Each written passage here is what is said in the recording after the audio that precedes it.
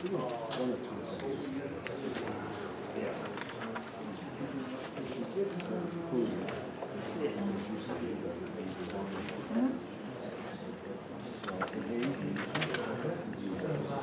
getting his own.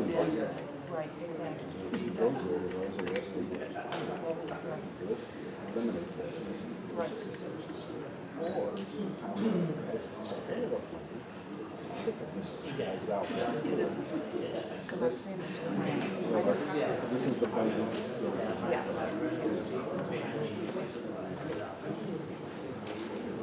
I would read a lot.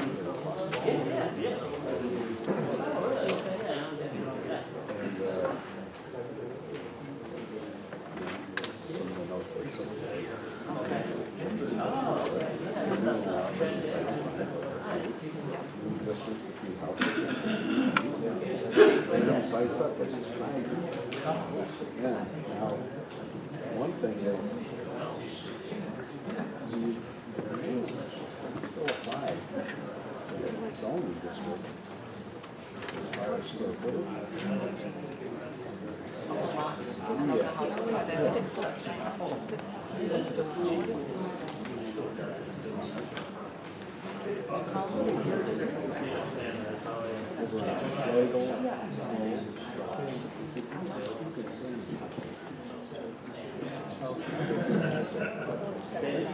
No, I don't know. Yeah.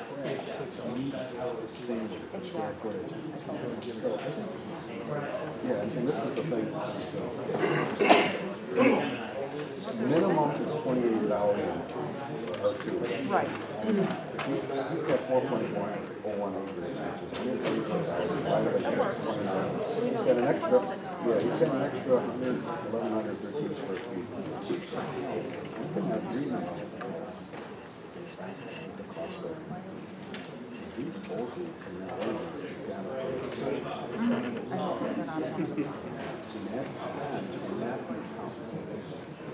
subtracted from the 20 square footage. Why is that doing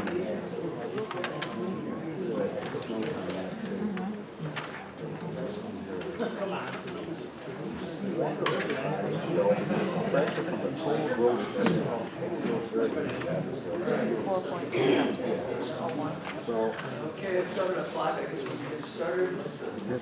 Please stand for pledge. United States of America, to the republic for which it stands, one nation, under God, indivisible, with liberty and justice for all.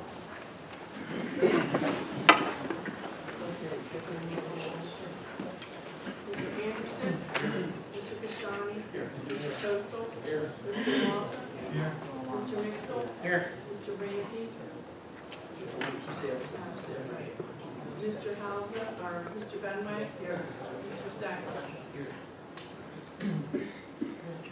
So we have flag runners on.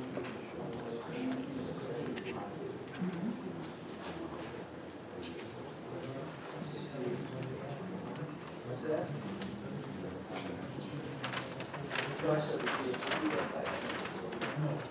Well, if anybody, yeah, so good point. There's 5 members, 2 are absent. So if there's anybody who wishes to, hold off on their approval, you're welcome to do that. But I think we should be okay. All right. Let's see. Why don't you see what's the first one we got? First one. Go ahead, Derek. Want to read that first one, please? Webster Woods Car Wash. Applicant Webster Woods Plaza LLC is requesting preliminary approval for a car wash operation located at Webster Woods Plaza on Ridge Road and 5 Mile Line Road that is zoned MC, medium commercial, pursuant to Town Code 225-178.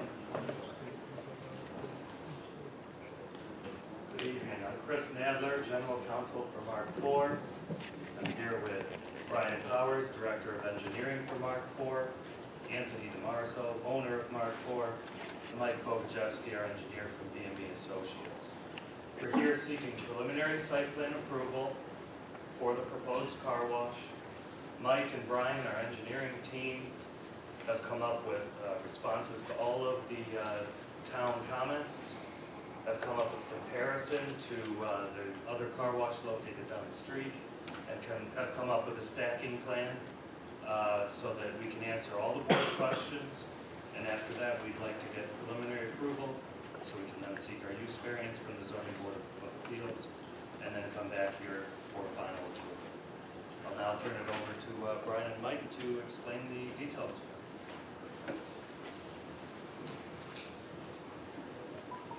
Evening. Mike Kojewski with BME Associates. Like Chris had mentioned, from between last meeting and now, we were able to go through all the PRC comments that we had received and were able to address them. We did submit responses along with revised plans.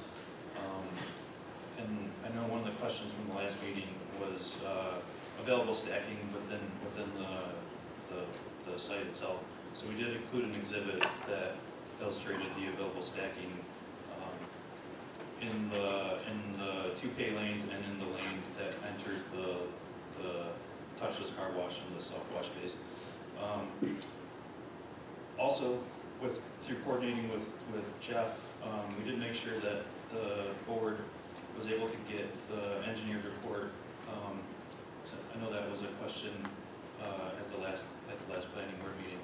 And then one of the items that Jeff had mentioned might be useful to the board was a comparison to the existing Royal Car Wash that was constructed on Ridge Road, not too far away. And through the comparison, we went through and looked at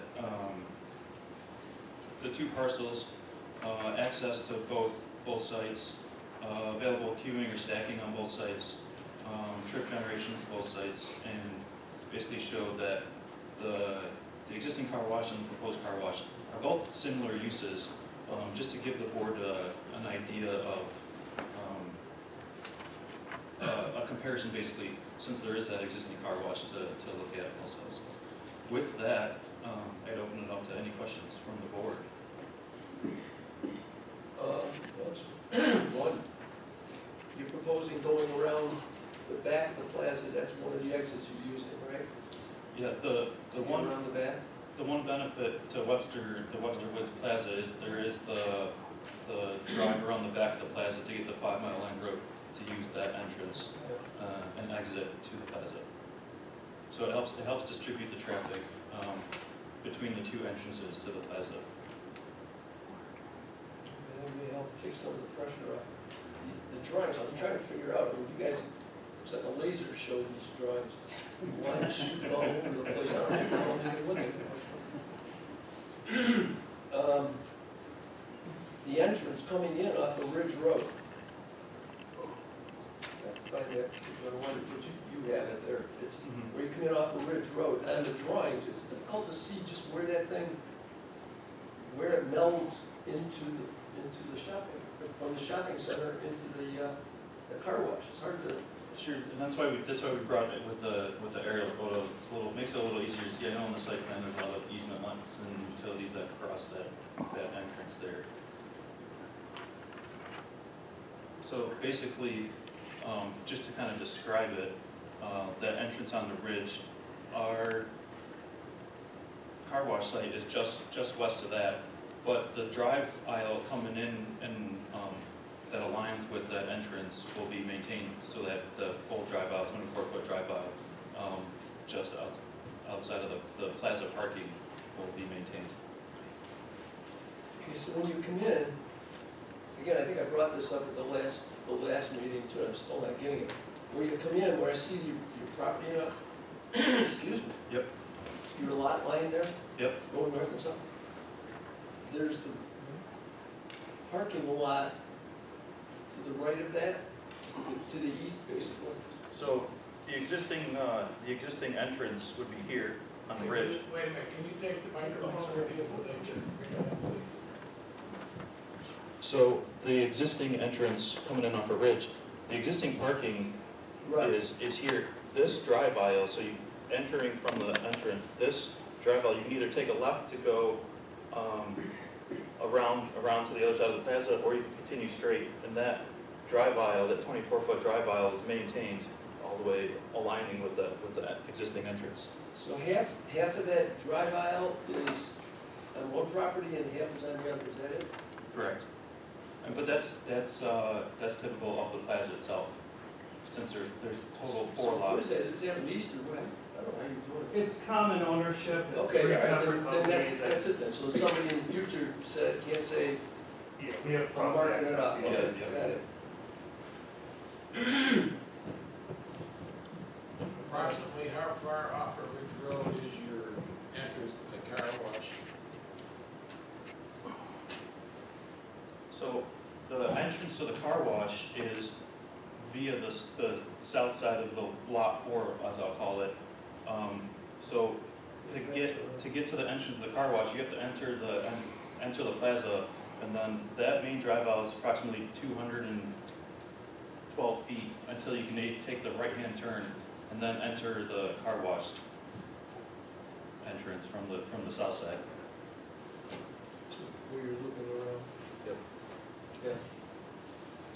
If I leave the car wash and head back towards Ridge Road, is that a 2-lane road there? So I can So- go back out pretty much the same way? I Yep, came in? this is 2 lanes, and then the drive aisle between the car wash entrance and exit and the existing building is 2 lanes, and those are both maintained. And there is a stop bar here to note for the stop before you take the left-hand turn. So, I'm trying to picture, it's a large entrance coming in on the Ridge Road. Is that 3 lanes in there? Like ingress, It's a single egress, left and right? single entering, 2 exiting. So there's 3. Yep, 3 lanes. correct. Okay, yeah, we pretty much beat through this thing a few times. Anybody, any questions on it? Well, I did get a chance to look at the engineering, Oh, okay. and you have, kind of one basic question for you. It talks in here about the water being used by the facility. And it has a statement saying the peak flow domestic demand is based on the observed data from similar car washes and calculations as shown below. And so it has a list of water usage, number of vehicles, and so forth as a peak hour. When you add these up, it's 164 cars at the peak hour. But then when I look back at your traffic analysis, it's only claiming about a 1/3 increase above existing traffic levels, which is significantly less than this 164 peak that the water demand is used on. It's so much so that the traffic coming in really should be about 3.5 times of what the existing levels are. So I guess what I'm wondering is, what is the true traffic count for this facility?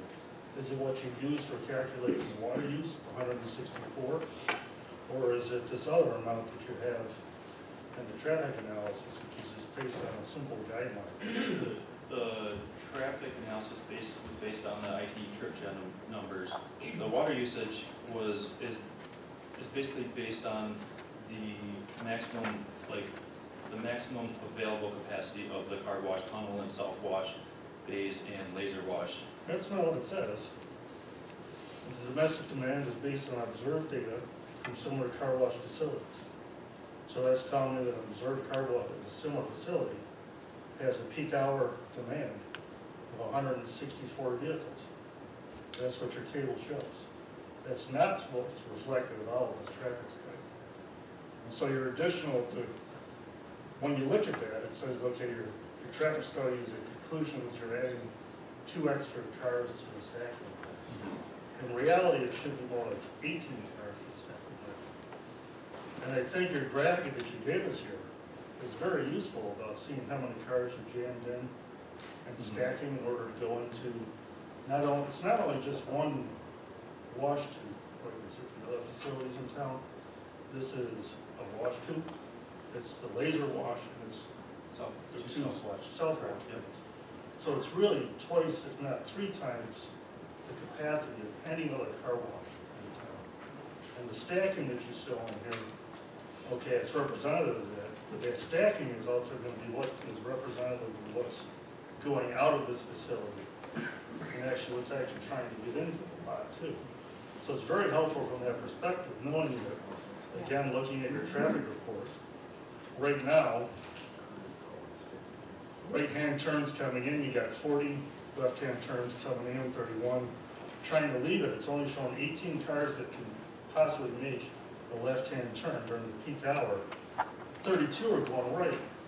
When you look at that, and you kind of realize, and anyone that goes to this facility realizes that you pull up to this intersection, you give up and you turn right. So it's not 32 going, it's somewhere in the neighborhood of 140 cars going right during the peak hour, based on what you're saying. Based on the existing for- traffic. For facility that are similar in other locations. Yeah, So there's a huge, huge inconsistency here. Yeah, I think the discrepancy between the water flow and the traffic counts is, water flow, we looked at, like I said, It specifically says data from similar car wash facilities. gallons per minute that the car wash can use based on averages that we receive from the water authority. No, that's not what it says. The peak flow domestic demand is based on observed data from similar car wash facilities in the calculation shown below. 100 gallons per minute, 50 gallons per minute per vehicle, 120 vehicles per hour. That's what your calculation shows, 120 vehicles per hour, just for the main wash facility. And then you're adding 12 for each self-wash bay, and then 20 for the laser wash. So your table is showing us 164 vehicles per hour for this facility. It's not showing 12, which is what your traffic calculation is showing. Once again, that the design of the utilities is basically try to be as conservative as we could. It's not based on our utility design isn't based on our traffic count. Let me put it that way. Our utility design is Well, I think based what you on. need to do then is fix this discrepancy with something that's a reasonable explanation. If Because we were to fix when this- I look at what you're saying that this traffic is gonna do, I mean, this traffic count that you got here for the size of the water utility for this thing, even if you take it as half of it, it's not being, If we were to you're over it. and if we were to fix There would this, be another 81 or 82 traffic cars going if we on. were to This fix is the significant. discrepancy, we'd have to go back to our water count and basically design our utilities for a little less water based on actual traffic counts. Our water counts are based on conservative numbers so that way we can make sure we have enough available water to meet some of the demands of the car wash itself. But the traffic counts are based on the actual trip gen numbers and existing traffic data that we went out and counted during the peak hours. Right, So that's I mean, the you have the discrepancy. existing numbers. But you're So we're projecting- designing our water utility for much higher numbers than what the traffic counts and traffic numbers show. Your projected numbers seem ridiculously low for a car wash facility of this size. If you look at the comparison to the existing rural car wash, they're Okay, pretty spot on. Can you show me that comparison, because that's not in this engineering. So Derek, you come from an engineering background also, and what Mike is saying is we have a utility infrastructure that's going to consist of a water service to supply water into the car wash. It's going to consist of a sanitary lateral to discharge that. I understand that. And so that we don't overtax the sanitary sewer system, the car wash has a holding tank to it. So it acts like a detention pond, basically. So water goes into this tank and slowly is discharged or throttled into the sanitary sewer. To design that utility infrastructure, you want to design it to its maximum capacity. And the car washes aren't typically run at full capacity because if you start jamming these cars through that fast, the motors or the customers just cannot handle that speed. But the car wash equipment suppliers and those people from that side of the world say that you can put 120 cars an hour through this car wash, through the tunnel. I don't think the Danielles are even coming close to 120. We've driven through the Danielles with our phones and timed it at It takes 2.5 minutes to go through that car wash at the rate that they're running the car wash. They're not running it at a rate that you could jam 120 cars through I there. completely understand all of that. My point is that that's not what those reports say. The traffic study is based on None of that background is in there. the Institute of Traffic Engineers trip generation, the numbers that they come up with, that they recommend for this type of facility. The Danielle's ran a similar traffic analysis on their car wash, and our numbers are basically identical. This board approved that car wash facility with those numbers, and approved that car wash with numbers very similar to what we have on the utility side of our project. They're not necessarily apples to apples because they're talking about two different things. And we have to design this infrastructure to handle what the capacity of this car wash is. We'll probably never run it that fast because this is not feasible, but we have to design to that level. Okay. No, again, no, I mean, it's all nice, but that's not what it says in the report. Well, It's background information being provided here, but it's not wording in the report. It's- the way, It is- the way other car washes are I'm not reviewing the other car wash right now. I I'm understand reviewing your car wash. yes. I'm looking at the numbers that you gave me. And so this is the inconsistency I see between the two items. And your background information, helpful, useful and stuff, but it's not what it says in here. Either way, this facility, because of the way it is designed, is twice the size, if not 3 times the size, of the other car washes in the area. I think we provided a comparison, and that I would disagree with. We were asked to provide a comparison to the Royal Car Wash, and actually we're very comparable to that. Does anyone have a copy of that comparison? As I got, we just got tonight here. We don't have that. That's just addressing some of the questions, responses from the State. And I don't know where the disconnect is, because we keep providing this information to the town, and the board, for whatever reason, doesn't seem to keep getting this information. Well, I did send the engineering report to you. Yeah, we have the engineer report, Okay. but this additional information is comparison with the Danielle. All of that, we got 2 more. Yeah, I still think that peak hour traffic for this car wash, same as peak hour traffic for Main Street over there, a lot of pedestrian traffic. Right around the same corner of this entrance and exit is, and that is just over the top. I think it's a real safety problem.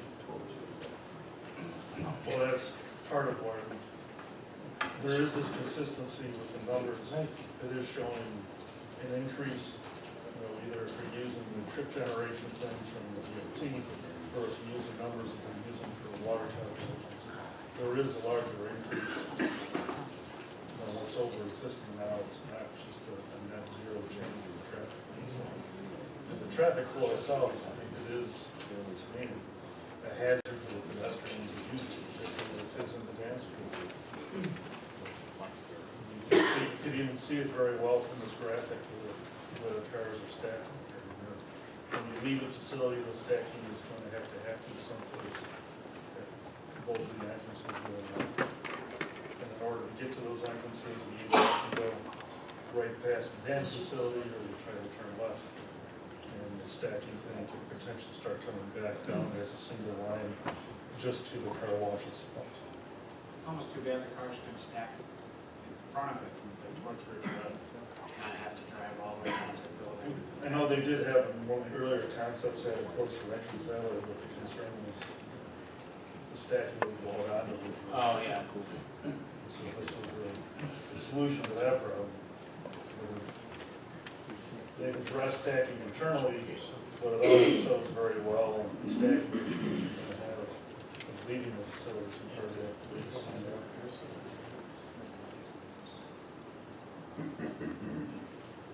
So Derek, while we're waiting, Jeff's making copies of the comparison so everybody can see it, and maybe we can go through it step by step. But I heard your comment again about the dance studio and the kids that are going in and out of that studio. And if I could address that issue, we can't see it fully in this view, but the dance studio is roughly here in the plaza. Do you agree? Yeah, that's where it is, but all the traffic is up there. They don't just park right across from the So we dance. have vehicular traffic that will come in off of Ridge Road. We have another exit entrance on 5 Mile Line. That all the other tenants in the plaza. But the use only also. way to get to that 5 Mile Line entrance is to drive down Well, we can drive past the across. dance studio. We can drive across the front of the studio. There is a stop bar and crosswalk right opposite the dance studio coming from the parking lot. Same as there's a crosswalk opposite Hooligans. Right, it's not a crosswalk drive lane, it's a drive lane that takes you really between all the parking and, Which is very typical in a plaza setting. Most plazas have a drive lane in front of the plaza because that serves two purposes. correct, so the It's also, traffic from this lane, so people that are trying not to, effectively, as your traffic study shows, people give up going up the other way, it's gonna stack up. If they don't go that way and they start splitting the door with a 5 Mile Line, they are gonna drive in front of the dance studio. they're either going to drive in front of the studio or there's a full drive lane across the back of the studio and a secondary parking lot. And as you pointed out, people are going to potentially give up with Ridge Road. I don't think they will because the traffic study says we have a healthy number of people that are leaving that exit. That driving lot going behind it out of the back takes you through the residential area. No, it doesn't.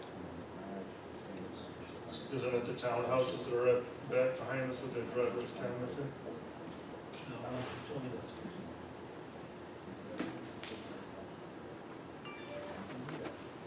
So the dance studio is about where this awning is or this feature in the roof is. The front of the plaza drive lane is this and out to 5 Mile Line. The rear drive lane is this, another parking lot in back of the plaza out to 5 Mile Line. And the townhouse driveway is this, here, it's separate.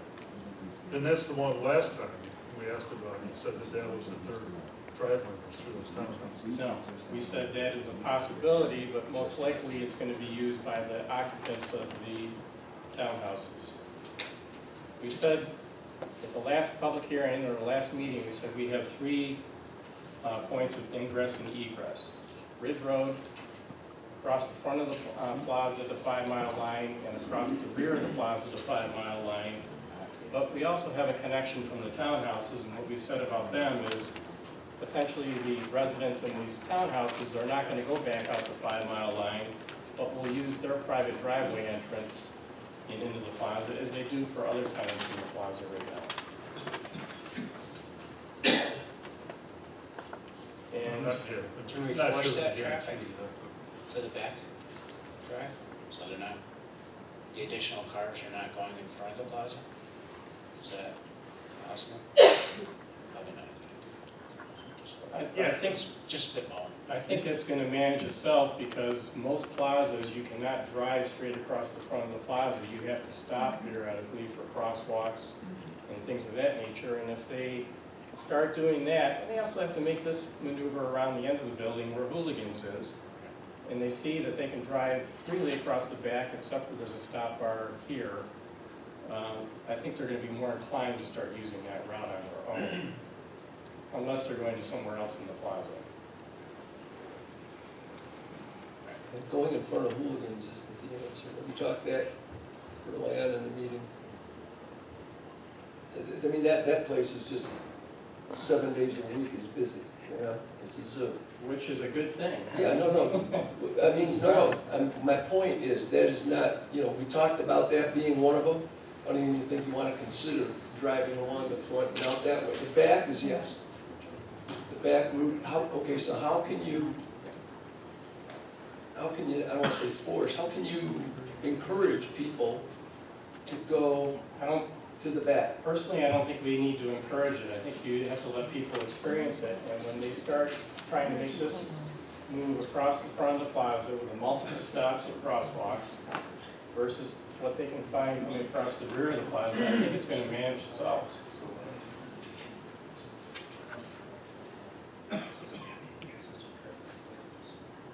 Okay, well, let's move on with this and we'll be going. So we have this comparison, and Yeah, I'm looking at it here. if you want to, if there's anything in particular you'd like to go through in comparison, but I'll, So here's your comparison, and the bottom line, it says the car wash is anticipated to result in 64 vehicle trips. You look at the car wash, it says it's calculated to generate 118 trips.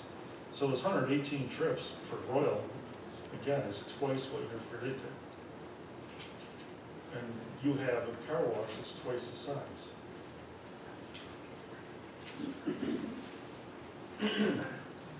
So this higher number, this number that's over 100 extra trips, is really more representative of what's going to happen to this thing. It's not 64 trips. yeah, the Royal Car Wash is a tunnel only, and they're a much longer, they're a 130-foot tunnel. We're a 90-foot tunnel. Okay. So they are, if you look at the length of that tunnel, they've got a certain number of vehicles that are in that tunnel at one time. And at the velocity they're running their cars through there. They use the same base numbers that we did, plus they have the benefit of this is like their But how do they get 100, if you're using the same base numbers, how do they have 118 and one here 64? I'm not following. So Mike is pointing out, we have a copy of their study, and the 58 or 59 that is the entry and exit here was actually their number, not the 118. We somehow added the two numbers together. So their peak hour is 59 vehicles.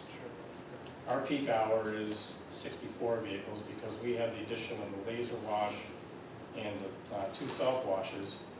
If you're familiar with laser washes, you don't get any more than 2 or 3 cars that are waiting at those things because it's a much longer trip through the laser wash, and people are impatient and they're not going to wait to go through it. The self wash is the same thing. People are in there for 10, 15 minutes at a crack because they might be in there with something of size, a big truck, truck-trailer combination, that sort of thing. So you're not, we shouldn't have a drastic different number than Royal because of these additional features on the car wash. So you're claiming you're actually only 32, not 64? No, we are 64. We broke ours into entering and exit. Right, and theirs is also 59 entering and 59 exiting. I think it's So roughly 30 entering and 30, just to make the math easy. Yeah, 30 entering and 30 exiting. Well, I don't know, that's nice, but that's not what's on here. Okay. So I'm inclined to believe it's 118 trips because that's what you gave us already. Not too Well, sure you on got- the show in the study. I mean, regardless, I mean, this thing here, it's a very busy car wash projection in an area that has a lot of vehicular traffic to the parking lot, a lot of foot traffic. It has children in the area of it. The Royal Car Wash has the Doodlebug daycare in it, has a And no McDonald's. pedestrian traffic. It's got all kinds of The pedestrian. pedestrian No traffic does pedestrian not walk traffic. And through. what's our pedestrian traffic? People coming from the parking lot into the building. Yeah. That's no different than any other plaza in town. So you have to get from the parking lot to the building. People aren't out here taking walks around the parking lot because it's a nice They setting. have to get from their their car vehicles to the parking lot. businesses. It's not through even the close, traffic. not even close.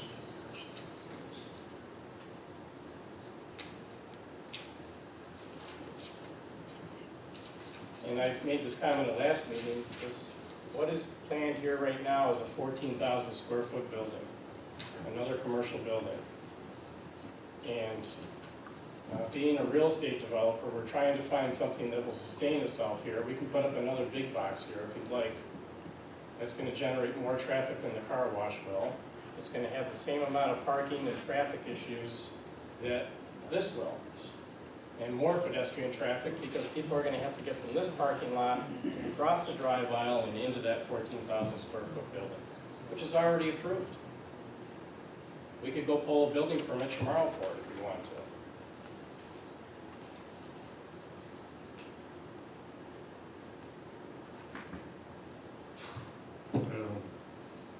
I just think the traffic in the existing. Well, I think that's places, something I'll felt urgently, but I mean, I don't know if this is working or it won't work, I don't know. It doesn't seem to be a really good fit. I mean, at its core, this is not a permitted use in this zoning district to begin with. And I think this is a really good example of why. But 2 years ago, you approved a really good example of the exact same So thing. this A car wash application, that was not a permitted use. this application before us is for this particular parcel at the intersection with what is known within the town as being a very, very busy traffic intersection. The traffic in it was alleviated somewhat, but not completely by the renovations that the DOT had made to the intersection in the last year. And right now I look at it as this being, you know, it's a hazard to the people who use the building itself. It's showing trip generations that are significantly higher than, you know, currently what's there now. Personally, I wouldn't be able to support this application.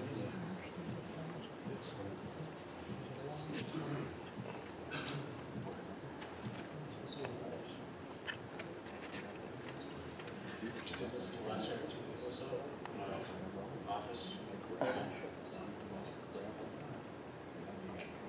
Office building, this, taking a look at the idea of, you're just looking at any other car wash, that's a continuous flow of traffic. Right. Where if it's a business, it's more intermittent. If it's, you know, an office building or something, people come in and they go to work and then they leave one part of the day, it's not continuous flow. So I wouldn't say it's a reasonable comparison to what was approved for the building. A lot to review. Well, I think it's disappointing that there's such an obvious discrepancy in how two virtually identical parcels are treated. At this point, we'd ask to table the matter and maybe we can come up with something that'll, I don't know, address the perceived issues that you've got with this site that you didn't have with the last site.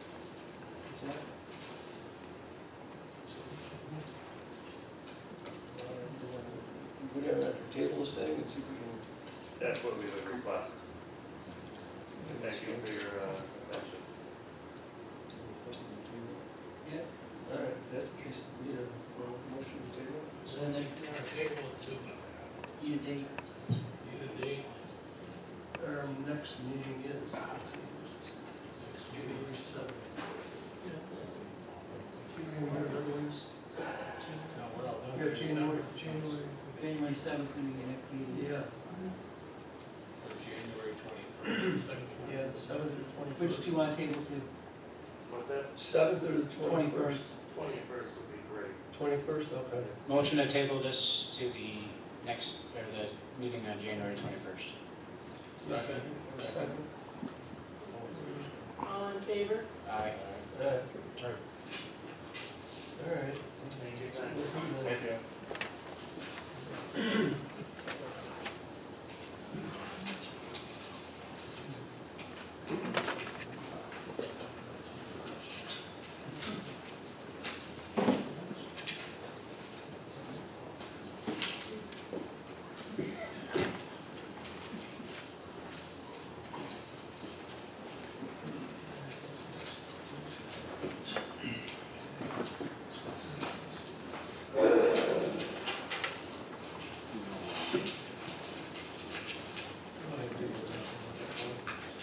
Lakeside Alpha Sign, applicant requests a sign approval for a business located at 985 Admir Drive for an 18 square foot post and panel sign and a 19.4 square foot building mounted sign under the town code 178-4F that is zoned R3.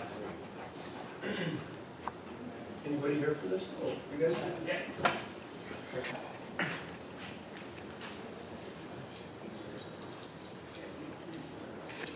Good evening, guys.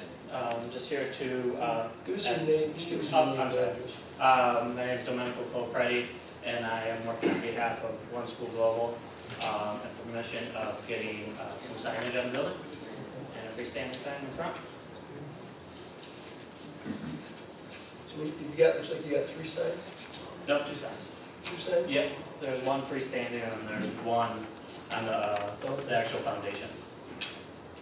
There's the ones on the building, that's the brick one here, Yes, correct. and the other one is the.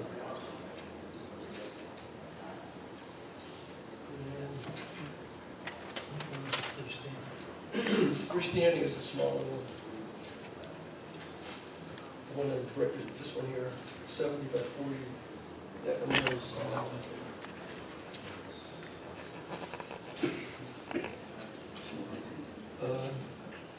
Any lighting on it or anything? No, Nothing. And your setback, I can't see what your setback from the. Wait, you're off of Ebner, is that Ebner a dedicated road? Yes, it's It dedicated. is dedicated, so you gotta be off, so Showing you right at the right of way line. you gotta be 25 feet. It's gotta be 25 feet. So you meet the requirements? yes, correct. Okay. I see a big issue with it, it's not lit, meets the size standard for the town. Anybody, any concerns? The one on the building is lit, right? Say that again? The one on the building, is that lit? No, it's not, no. Not- I'm okay with that, you guys are ready? Yeah. No issue there. Dave, you finished? Yep, you ready? How come it says internally illuminated cabinets? Oh, it's, okay. All right. That's a sign, but that's No, no, no, no. not the right building. That one, I You're in the right church, the wrong pew. was trying to figure it out. We got this, two different signs. Want to do a seeker on that there, please? Town of Webster Planning Board consider request by Lakeside Alpha Incorporated for an 18 square foot freestanding, 297 square foot facade sign located at 985 Edna Drive. The planning board classifies the proposed action as a type 2 action under section 617.5C9 of the state environmental quality review regulations, and therefore is not subject to further review. Second. Mr. Anderson? Aye. Mr. Mixel? Aye. Mr. Kosel? Aye. Mr. Malta? Aye. Mr. Kashani? Okay, we need to make a motion for the approval? I'll make a motion to approve the Lakeside office sign located at 985 Abner Drive for an 18 square foot post sign on a panel sign, which is 19.4 square feet as proposed. Okay, need a second? I'll second that. Mr. Kosel? Aye. Mr. Mixel? Aye. Mr. Anderson? Aye. Mr. Malta? Aye. Mr. Kashani? What, as presented? C-100 on the place. That's okay, as presented, you've got the record, the file, copy, so we're good. Okay, you're all set. All right, thank you, guys. Thanks. Good luck. Thanks. Town hall. Okay, awesome. Okay, all right. Dust this one off.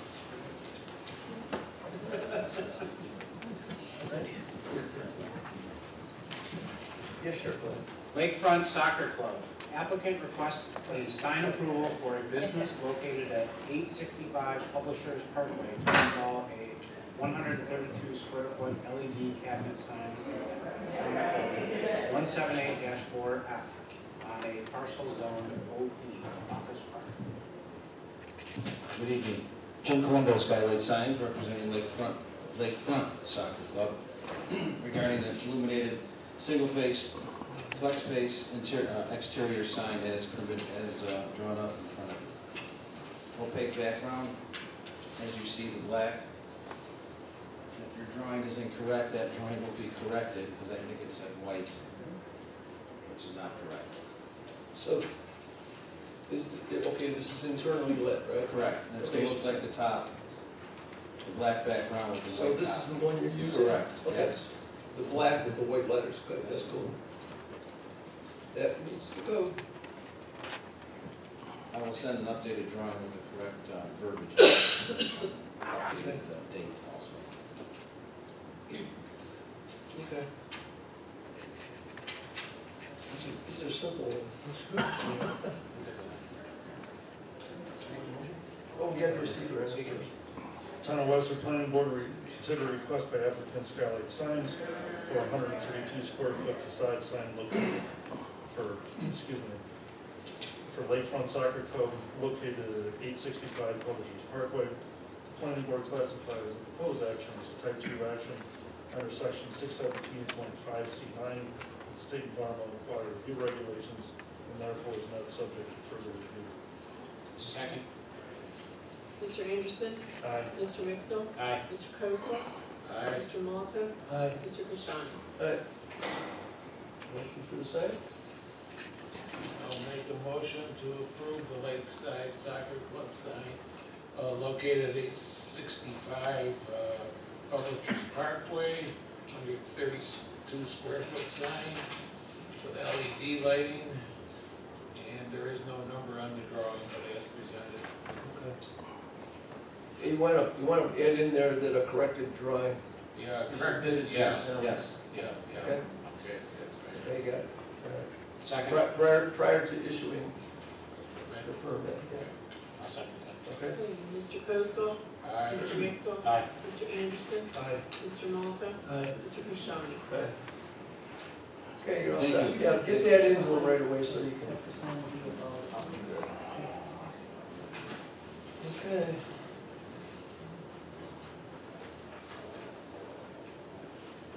Next one?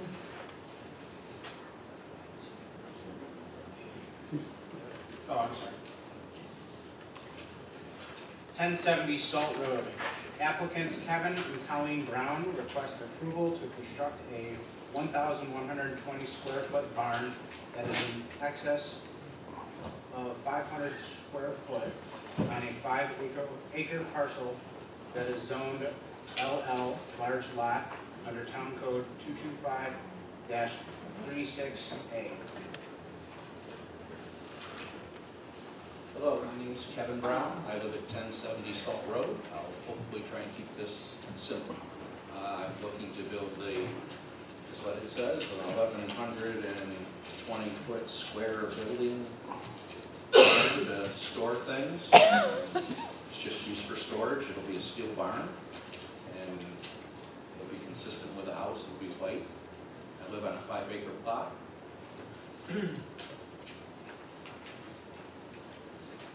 What you're proposing, Kevin, is good. I think these things are great. Wish I had one. But all I've got is this little, when we talked at that last meeting, is a Yep, little I sketch. talked to Jeff. I don't even know how far it is from the lot line or anything based on this. Well, Jeff said it'd be 60 feet. He's gonna meet the code. Right. It'll go 60 feet off the 60 back. feet off the back line. Okay. Off the back line. Off the rear, off the salt, No, back of Salt Road. I mean, the opposite end of Salt Road, I should say, yeah. I well, got it. this is a corner lot on Salt. Yeah, it'll back up to my neighbor on State Road, actually. So this is 60 feet off the east. Correct. Yeah. So that's 60 feet off of that?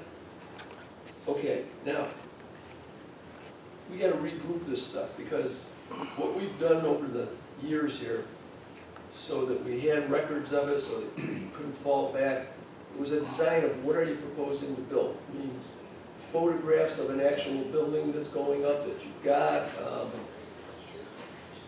samples of the material you're using. These are things that have always been required, and we're going backwards with some of this stuff. I mean, it should be on a drawing, it should be, Document, it should be located. I provided that. sketch. Well, I got all that stuff, but does it have materials on it, what he's using and stuff? I don't have anything like that.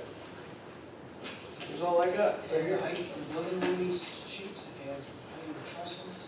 Well, yeah, but I don't care about the trusses, I know what the heck that is. That's a the given. area, height. That's a given, but what are the materials? What is it looking like? What's the colors of the materials going on in the building? Where is it located on your site, on your tape location? You know, these are things that we should be really getting. Yeah, I've got the. I'm okay with this, I mean, you know, you've been in it enough now, but we gotta regroup this stuff and have these things completed the way they're supposed to be completed. We had one not long ago, if you all remember, the one on Ridge Road. Well, the instrument survey map. That big one, and has- we sent him out of here because he didn't have it, he had more than this, we didn't deal with it. Remember? That was just a few months ago. Yeah, remember? Yep. You know, Talking to the applicant, what's that? talking to the applicant, I suggested that if it's gonna be 60 feet off the net, Right. that would avoid any variances. Yeah, good, no, I mean, that do you part's really good. care how far it is east and west or north and south from there? Do you need all these numbers? Because this is a terrible map to try to pinpoint the building, because you don't have any real Yeah, that's, dimensions to work with. So I would recommend you approve it, but with the no, I'm okay with it, but we should get an updated instrument survey. we had Schreiber one, I forget who it was, came in with one on Ridge Road, remember? Wilbur. Wilbur, was it? Yeah. Came in with one, and God, they had acreage over there, a lot of acres, not to dwell on this, but he showed basically something like this, and we said, no, you gotta show us what you're doing. So he came into the next meeting, brought some samples, had a drawing, an actual drawing made, with the dimensions, you know, the scale and so on and so forth, and we were okay with it, but this is a wing and a prayer. And it's okay, I mean, I know he's doing a good job, and he's got 5 acres and so on, but it's no more work to do it right in the first place. The other way, Yes, in this application said it was gonna be a white building. just like the house, with a metal roof. Yeah, I don't know what the house is, it's just customary that we get samples and materials and stuff. Same as we do with a building when it comes in. Is it gonna be stucco, is it gonna be brick, or whatever it's gonna be, they'll bring samples and stuff, you know. We've always asked to have a sample of the materials being used there. It's a simple thing, it's not complicated. This is fine for now, but I'm referring this to the board too, to, in the future, we need to tighten up on this the way it used to be. What you talk about is, on the list of materials you have here, it says 29 gauge, weather best, Yeah. metal paint, color of your choice. You know, a sample of that actual site material. Well, I went to the Williamson Supply building and he wouldn't order the stuff for me until I get the building permit.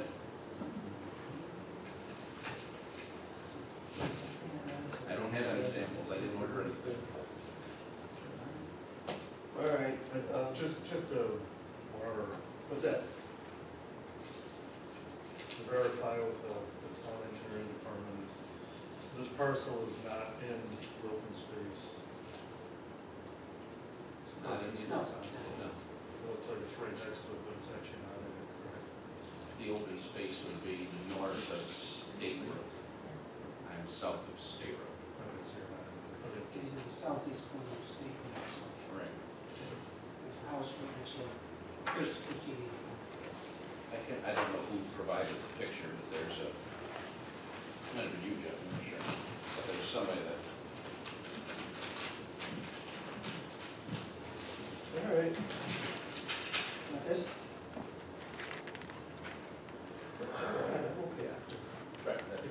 I know what he's doing, I understand it and everything, but to have it in the record, you know, all this stuff, this is what we should be following. That's one of the nice things is, while we don't know exactly where it is, I said we have a general idea from the little box drawn on the front of the survey map. Couple hundred feet west How- of the How's the driveway? army. I'm sorry, what?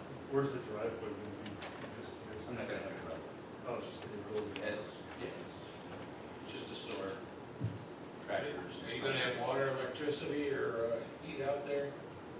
No, yeah, I'll probably run electricity, so I have lights. Okay.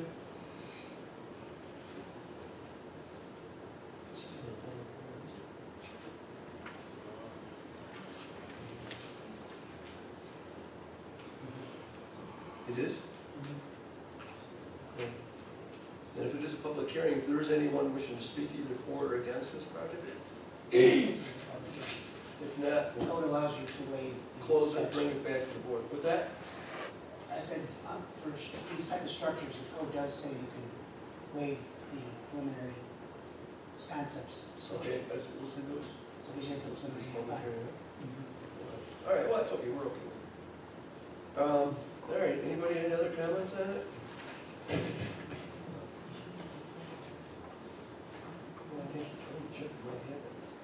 So you have, Jeff, you have an updated drawing of it all then, correct? the sketch I received when I met with the applicant shows the 60 feet. So you've got your, Well, sheets, I'm sorry. the drawing that he has is the same crowd drawing. What we do need is an actual updated. We need an updated map, yeah. Well, the problem is that the map that wasn't an instrument survey, it was just a tape location. So it's a very old Yeah. map to work from. So we Yeah, need- in my opinion, I'd rather wait to see the thing's built and then get an instrument survey to verify that it is 60 feet from the property. Okay. Not wait to have it, find out afterwards that he put it at 59, and the poor guy's gotta come back again. Okay, so you want to do that? I want to proceed, yes, as long as the surveyor marks where the 60-foot to the property line is, and then we get a valid instrument survey map. Okay. So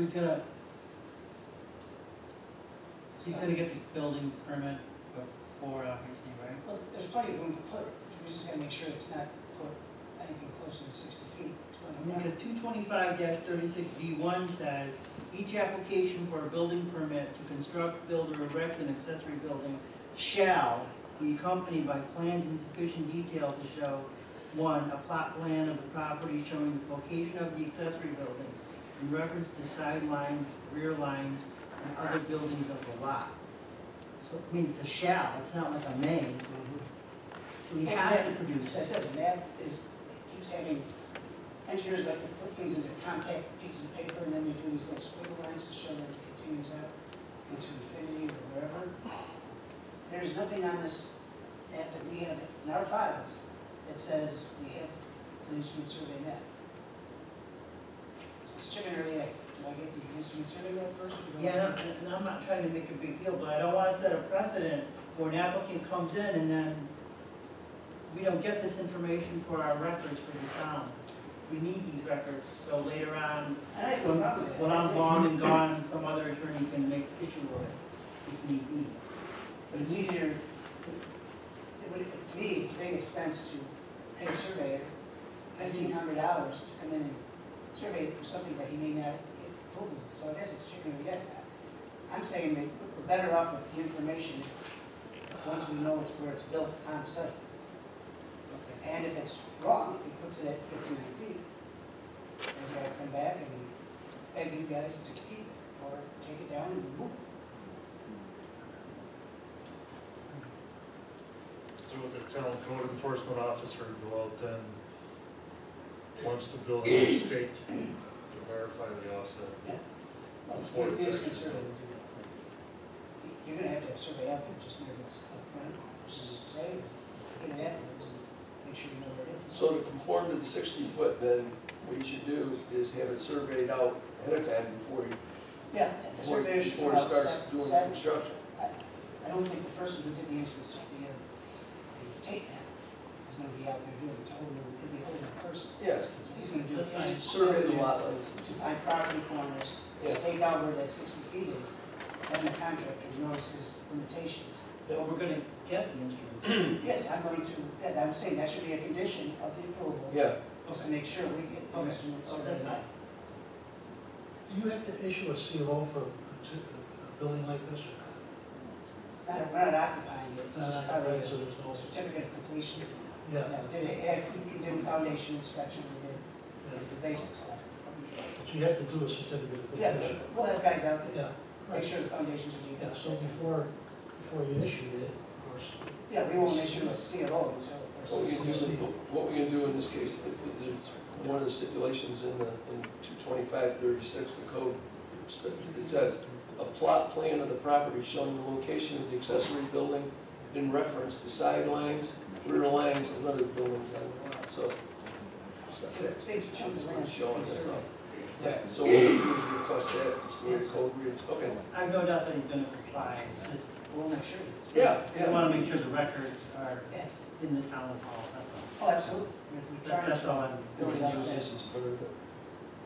All right, anybody, any more issues? No. So this is, barn is not just for personal use, nothing commercial or anything? No, nothing commercial, it's just to store things that are in my backyard to get them out of the houses. Mhm. Okay. Let's do a secret. Town of Webster Planning Board considered request by applicant Kevin and Colleen Brown to construct a 1,120 square foot barn on 5-acre parcel located at 1070 Salt Road. The planning board classifies the proposed action as a type 2 action under section 617.5C9 of the state environmental quality review regulations, and therefore is not subject to further review. Okay, need a second? Second. Mr. Anderson? Aye. Mr. Kozel? Aye. Mr. Mixel? Aye. Mr. Malta? Aye. Mr. Kashani? Aye. Okay, so I guess we can approve this. And I'll make a motion that we, grant an approval to, was it 1070? 1070 Salt Road. And make that subject to basically the code regarding accessory buildings, which is 22536. And specifically, the applicant will provide a plot plan to, of the property showing the instrument survey, okay, it says plot plan. Instrument survey showing the location of the accessory building in reference to the sidelines, rear lines, and other buildings on the lot. You also need to know, because one of the conditions of his approval for you guys is the more than 500 square feet. So do you have to put that you're approving a 1,120 square feet? Yeah, we can put in this, what is it, 1250? 1,120 square feet. 1120. Okay, so 1,120 square foot building, and that meets, That, you have to Needs to approve be, anything over the 500. see, no building larger than 25 feet. Okay, he's okay with that. He could put in 4,356 square foot shed based on the size of his lot. That's what I want the request to be in the resolution. The request, you want the request for, For 1,120. yeah, we got that. Oh, okay. Because you can, with 2% of the lot, put in 4,300 square foot Yeah, shed. Fine. yeah, well, that's why I used, what I've done in the past, is just use 22536. Okay. The code spells it right there. It can't be any taller than the original structure, you know, in your house, and can't be in front, obviously, it's not there, you know, so you meet all the requirements. I just put that in there, and just for the record, it conforms. Be used for personal use, not as any living quarters. Anything else you want to put in there? 1 year. 1 year, meaning full construction within 1 year of this date. Where's the, 17. 2020. Yeah. Let's see. I think that pretty much covers it. Yeah. I'll second that. Okay, we have a motion, and a second. Mr. Kashani? Aye. Mr. Mixel? Aye. Mr. Kozel? Aye. Mr. Anderson? Aye. Mr. Malta? Aye. That's it. Okay, guess you're all set. You can work with Jeff then. That's not what I told Okay? Okay. 617 El Cap Drive, applicants William and Patricia Finch request approval to construct a 1,300 square foot barn that is in excess of 500 square feet on a 2.88 acre parcel that is zoned R3 under the town code 225-36K. Good evening, Mr. I'm William Finch, and this is my wife Patricia Finch. We have owned 617 El Cap Drive for, we personally have owned it for 3 years. And it's been in the family, it's a family parcel, since 1926. We're requesting to build a dry storage or cold storage barn there, 30 by 50 by 14. They have all the plans there and the offsets. It will be wood-sided and a metal roof. Now, I don't know, maybe I just don't have it. Is there a site drawing of it? I don't have anything. Do you have one? Yeah, we made 12 copies and sent them in.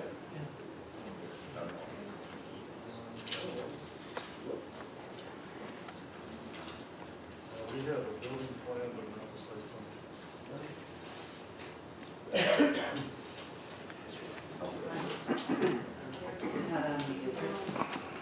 Yeah, but so it's only the stone.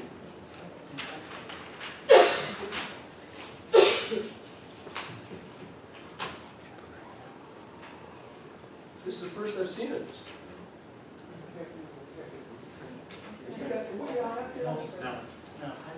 We're supposed to approve stuff. I sent, well, it was October when we first applied for this, and I sent 12 in those folders.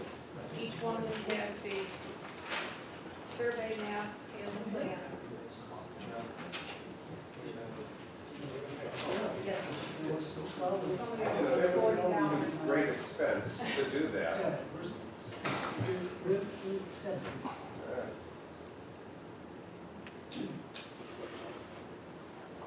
Well, what we can do is pass this around, you guys take a look at it. But we've got to change the system. This is not the way we've ever We don't done have it. to change it, all we have to do is conform it. Yes, you're right. No, we did everything to the letter. Yeah, We totally. got the Shady sheet. Drive, we did it here. all the application. You have it. Now, where is your house now relative to where this? We don't have a house There's there. not a house on it, okay. Right, there's no house on it. Okay, so that brings another whole issue up. You have to, no, you have to have an accessory building. It has to be accessory to the main structure, That's why according to we, the code. It's, That's What? why we're here. that's why we're we trying to got get the a, variance. it's for, they want to farm the property. So that's why the shed, we're doing the shed. Shed will be setback, Yeah, no, I see all that. so the primary structure is the farm. Well, isn't this in here, or is an application as an accessory building? No, it doesn't say that. It doesn't say that, It says square foot. Okay, it just says the building Just a bar, yeah. for the town code, which is code number. agriculture is an accepted use in this zoning district. You guys want to see if it's looking?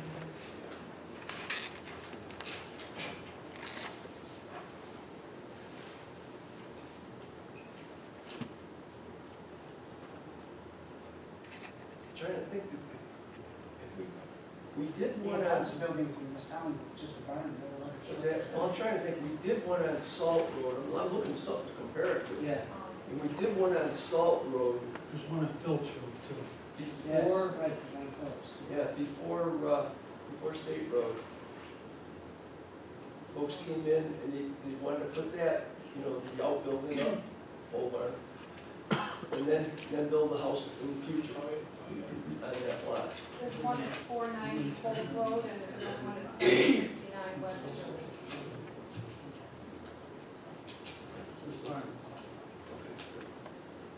Okay. I apologize, I couldn't get the paper that I copied. You did send it in, I know, Okay. What do you, construction, wood, you say? Yeah. The structure's wood? Yes, it's a pole barn construction and wood Yeah. siding. Yep. with the- Green metal, Okay. green one. Oh, yeah, that's good. Okay. Is there gonna be electricity, water, heat in the barn? Eventually, we'll have electric in there. We have no water nor septic on site at this point. Now, who's Tim? Is he related to you? Am I, is that a requirement to answer that? No. Tim is my No, brother. I've known Tim since he was a kid. Yeah, Tim's my brother. Okay. That's a good answer.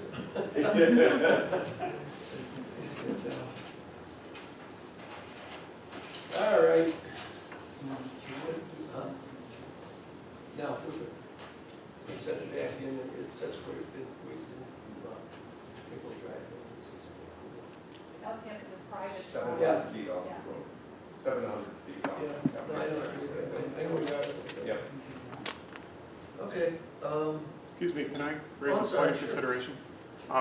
My name is Tim Nichols, I live on Tim, El Cap I'm sorry, Drive. Tim, just come up and use the microphones. Just for the record, give us your name and address, please. And if you speak, make sure you sign up at the podium or by the door. It's on.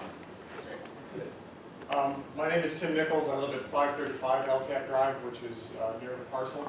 Don't have any issue with the construction of the building itself. My concern is around the impact it has on El Cap Drive. As they just indicated, it is a private shared drive. that is jointly maintained currently by the 3 current residents. We're curious if this is going to result in a physical change in the dimensions of Alcap Drive, if the driveway agreement is going to be rewritten for 4 parcels instead of 3, how that's all going to be handled. Address it. I believe it's acceptable to have 4 on that driveway. As That- far as that's true. impact goes, we're using it for storage. We'll be out there farming. It'll be our vehicles back and forth. It's a personal farm. It's for our own family. So is it your intention to reissue Sir, the into the driveway microphone, agreement please. and have that signed by everybody? Actually, the driveway is ours. We own the driveway. The survey map that But they we will just give did. you, the rights remain the same, and the maintenance will remain the same. We will now be paying a quarter of it. But there's a driveway agreement that's actually on file with the county clerk, which is Sir, currently only microphone, has 3 please. people. So are you going to refile that, I guess? No, we wouldn't have to because it's already accepted for 4. It's already written for 4. There's 3 residents on there right now, but there always was a building lot there. My father left that open, and that would have made 4 building lots. Okay. So that was a pre-existing lot. There's only 3 existing, but there's 4 possibilities. Yeah. Yeah. And I'm the 4th. So it won't change anything on the Elkhart Drive. I have to check the agreement, but the version I have when we bought only has 3 signatories. Okay. Always open for the 4th. And that's what it Is was. Alton one of those? Is Alton finished one of the signatures? No. I don't believe so. How long have you been there? 2015? Okay. You bought Yeats' house. Right. Yeah. We're the newest residents. That's right, that's right. Which is, but nothing will change as far as traffic. Have you noticed anything in the last year? No. Well, they're just about every weekend we're Yeah. there. No, I understand. And it'll be just us. But your intention is to split the maintenance forward. Well, we'll have to, I mean, because we're gonna want access to that. Okay. So it'll really lighten your load. Does this change the dimensions of Elkhart Drive, or is No. everything? No, everything's the same width. Yep. Very good. Very good. Thank you. Thank you.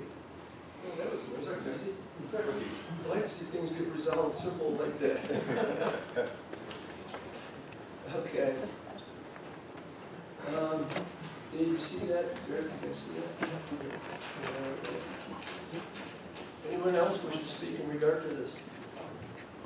If not, we'll close it, bring it back up. Do a secret on it? Yeah.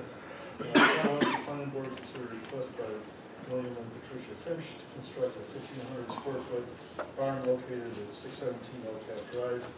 Planning board classifies the proposed action as a type 2 action under section 617.5C9 of the state environmental quality review regulations, and therefore is not subject to further review. Second.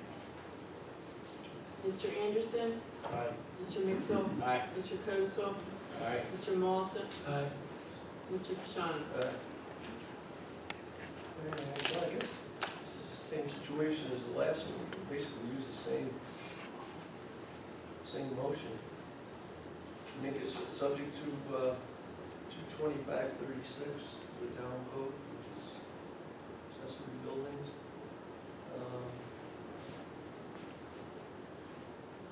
Not to be used for residential use, you're not going to use it as a house, just for storage and so on. Specify 1,500 square feet. Yeah, and the applicant is proposing a 1,500 square foot building and, let's see, anything special on there? Significant construction. Yeah, but, yeah, I mean, significant construction within 1 year of the state. I'm just glancing through the whole sheet. Yeah, that's pretty much remains subject to 2536. There's no houses on the site there, so nothing to match it to. And just provide your drawings to the neighborhood. You want a drawing of it, correct?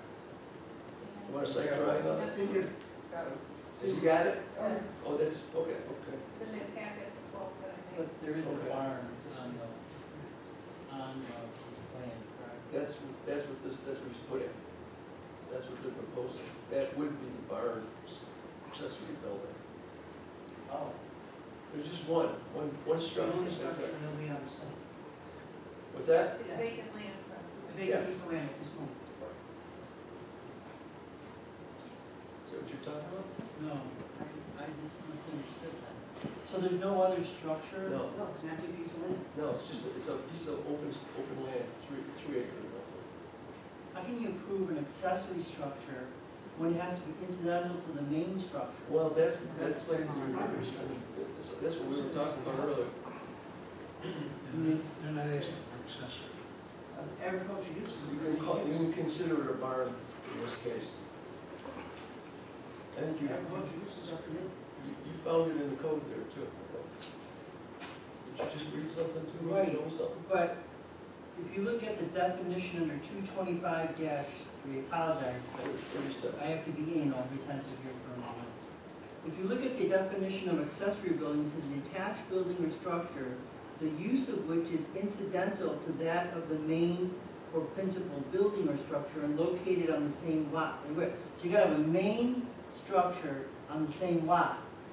And if you look at, it doesn't say main building, but a building could be a barn, it just have to have a roof and 4 walls. I mean, that's what our definition is. Where you see the accessory? It has 4 walls and But there has to be another main structure, then you have, because under 225-36, it can't be higher than the main structure. Right. So how can you determine, how can the same structure be higher than itself? I mean, I think, Raj, I think what we're interpreting this is not as an accessory building. that's not how it was advertised. Well, I mean, I don't know how they word That's a it. public hearing. Where does it say accessory building? It says 225-36, subdivision 8, and that's accessory building under our code. Yeah. I think that's fine, if you're not gonna call it an accessory building, then you need to re-advertise this. It's wrong. Everybody was put on notice that this is an accessory building. That's what it was advertised at. And that's how I'm reading it. But you're saying it's not. there are, That's there why are we came for sheds. variance. I'm just saying you can't go under this section, because you cannot. I don't know what numbers you're supposed to put it in, but the letters that I sent out to all of the neighbors said we wanted to put a barn. It never said anything about an accessory building. So you can call it whatever you want. Yeah, you're not wrong, let's put it that way, but what Raj is saying is, the way it was printed in the paper. I have no idea what you guys did. Yeah. And so my issue is, in order to have an accessory structure on the same lot, you have to have a main structure on the lot. Because this is in addition to. Yeah, well, that's the intent of an accessory building is, You can't make it subject to 225-36 subdivision A, 1 through 5, because you can't figure it out. You know what I'm saying? yeah, that's what you're saying. 25% of the square footage of the main building. There is no main building. So now you're restricting A shed. That's what it is. Yeah. Wow. Sheds only can be 200 square feet, so accessory structures, primary structure. It's the only building on the site, therefore it has to be Primary and primary. accessory at the same time. Yeah, That's what he's getting at. Well, that's what I'm That's saying. what he's getting at. it's It defies logic. semantics over Yeah, but the that, barn is versus the house. I'm just saying, can't, Four but walls Raj and is roof saying, structure. but Raj is saying, yes, we're all running in a circle. What Raj is saying is, there needs to be an accessory building, there needs to be something there that it's accessory to. We understand, it isn't there, so this is the only building. It's an However- agricultural operation. But what he's saying is, based on the code, what the code says, the way it's written, is that it's under 225-36. you can put it under a different section. If it's just on there as the applicant is It's gonna get a. wanting to put a barn, Structure. fine, that's it, it's not an issue. It's not an accessory building permit, it's not a house permit, it's a building permit. Yeah, but it's advertised as an accessory building. It's a technicality. That's the legal part, that's what he's saying. Question. Otherwise, drive around town, how many sheds are on a piece of property? Well, listen, Not the point. I'm just looking at the code, and that's what it says. I mean, I didn't make up this stuff. When you're looking at it, that's what it says. You gotta have you can combine lots and then have, you know, main structure on the combined lot, and then say, fine, this is an accessory structure, but this cannot be Okay, the all main right, structure. going around the bush. No, yeah, I agree, you're right. I mean, it's unfortunate, it's just the way it's printed in there as an accessory building under 225-36. That isn't the case of what it is. It's one single unit going on there. So, There's another way to look at These it. people get the building permit. There's another way to look at this too. You've mentioned it. Um,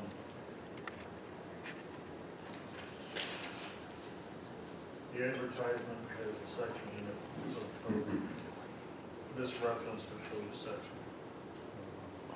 Whoever wrote that quoted the wrong section. The thing that Jeff has mentioned a few times is that this land is being used as a farmland, as an agricultural activity. And as an agricultural activity, when you get into New York State markets law, putting a barn on it is an acceptable agricultural Right. practice.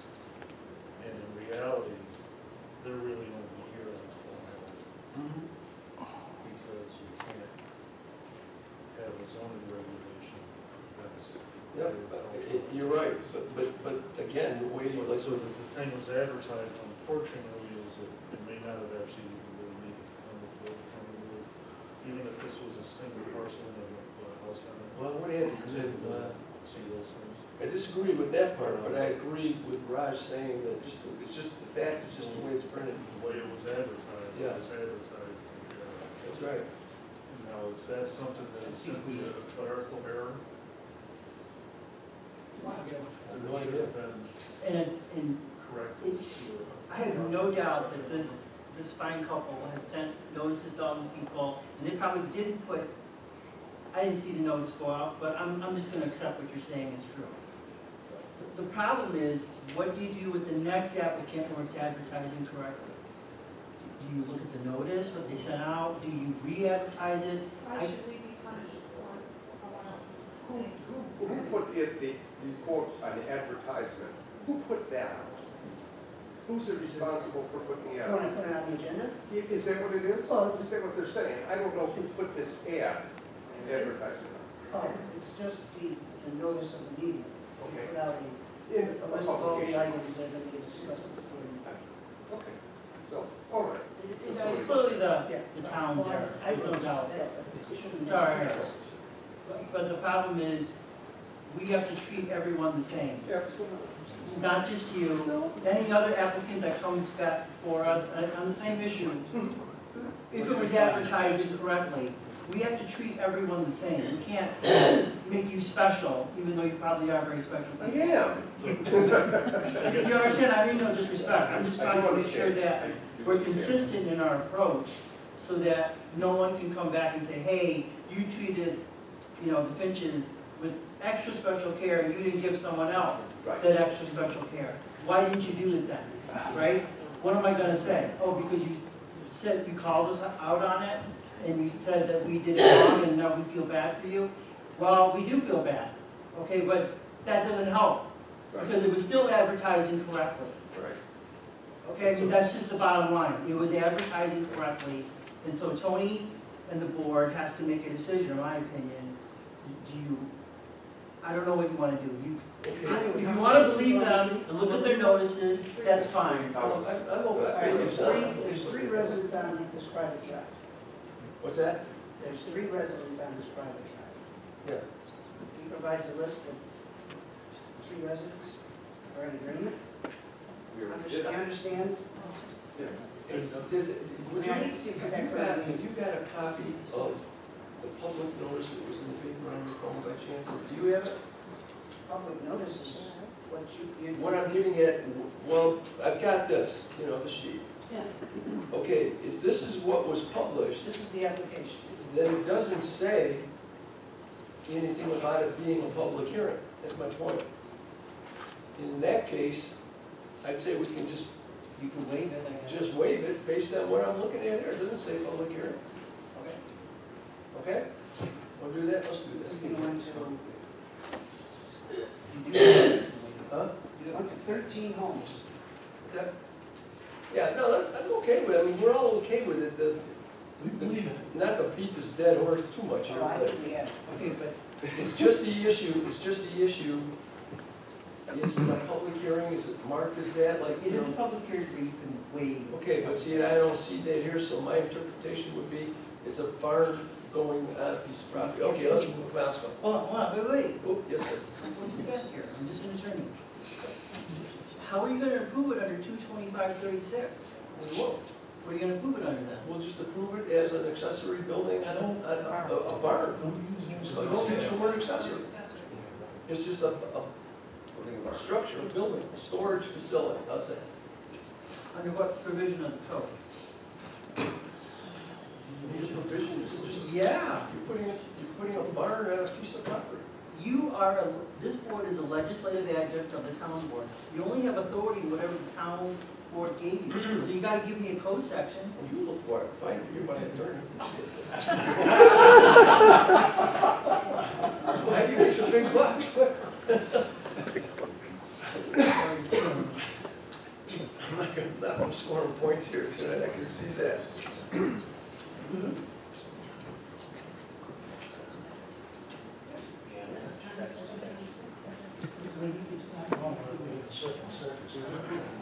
So if we approve it under an R3 zone, the site is, Okay. it's a structure then. And Yeah, it's our therefore R3 you're putting there. it, What's that? It is, then you're putting it under the R3 zone. And then How many you acres? highlight the fact that it's agricultural use, approved use. Including the driveway, it's 3.26. Okay. That's fine with me. Yeah, 3.26. Including the driveway. Can't say it's Oh, Okay, approve it under R3, and then it'll be the main structure. Okay, that sounds good.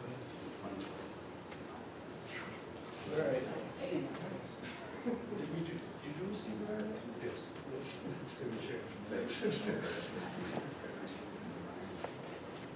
All right. Yeah, so you can use it. 225-11A subdivision 6, agricultural use.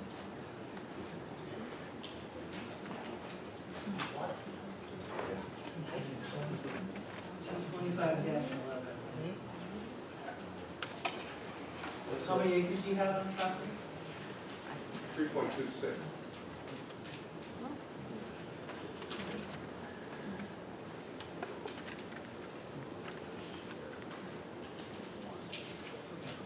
Okay, It meets all the dimensional regulations.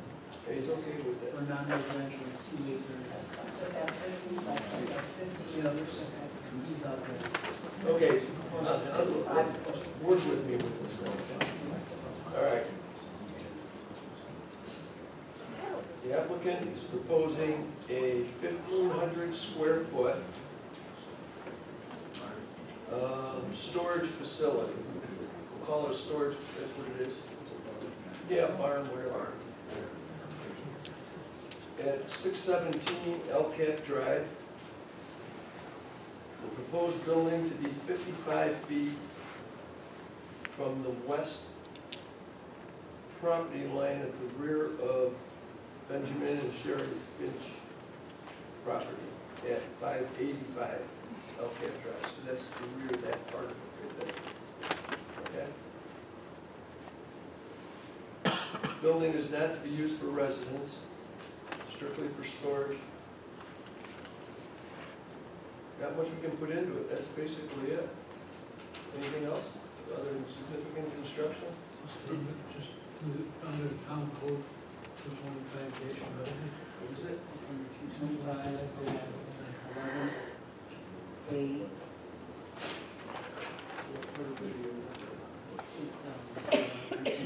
Yeah. 225-11A, and you're gonna say 6. For agricultural uses, okay, good, that's good, that's good.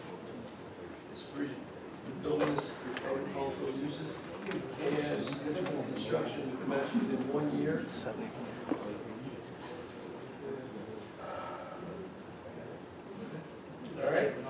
That's it, it was second. Mr. Kashani? Aye. Mr. Bosso? Mr. Mixel? Aye. Mr. Anderson? Aye. Mr. Malta? Aye. Thank you, gentlemen, and my lady. Have a good one, good luck. Thank you. All right. You want this drawing? No, that's my copy. That's his. It's his. There's 12 more floating around the 12 somewhere office else. somewhere. Tim. Okay. Hey, I went Hi, back. Kim. Kim, glad to meet you. Tim and Kim. Pass it down to him, yeah, good. 875 Public Parkway, applicant LaCroix Builders. Let my wife get her. Builders request concept approval for a 29,000 square foot medical building located on a 5.5 acre parcel that is zoned OP office park under the town code 25-19.1 B6. All set? Sure. Good evening, my name is Peter Vars with BME Associates, appearing tonight on behalf of Lefroy Builders. With me this evening is Rich Lefroy. What we're here for this evening is to review with the board a concept plan for a proposed approximately 29,000 square foot single-story medical office building that's proposed to be located at 875 Publishers Parkway. The property is zoned OP, Core Area North Office Park, and where the medical use, including medical specialists, isn't allowed use under that zoning district. The property is an L-shaped parcel with a total of approximately 30.4 acres. It occupies about 675 feet of frontage along Publishers Parkway and about 140 feet of frontage along Hard Road. The corner piece is, if you may be familiar, is Mirror Show Management, which is located right at the intersection of Publishers Parkway and Hard Road. This proposal includes a two-lot subdivision. The two-lot subdivision will create a 5.5 acre lot at the east end of the parcel on the Hard Road frontage side, and that would be the parcel proposed for development.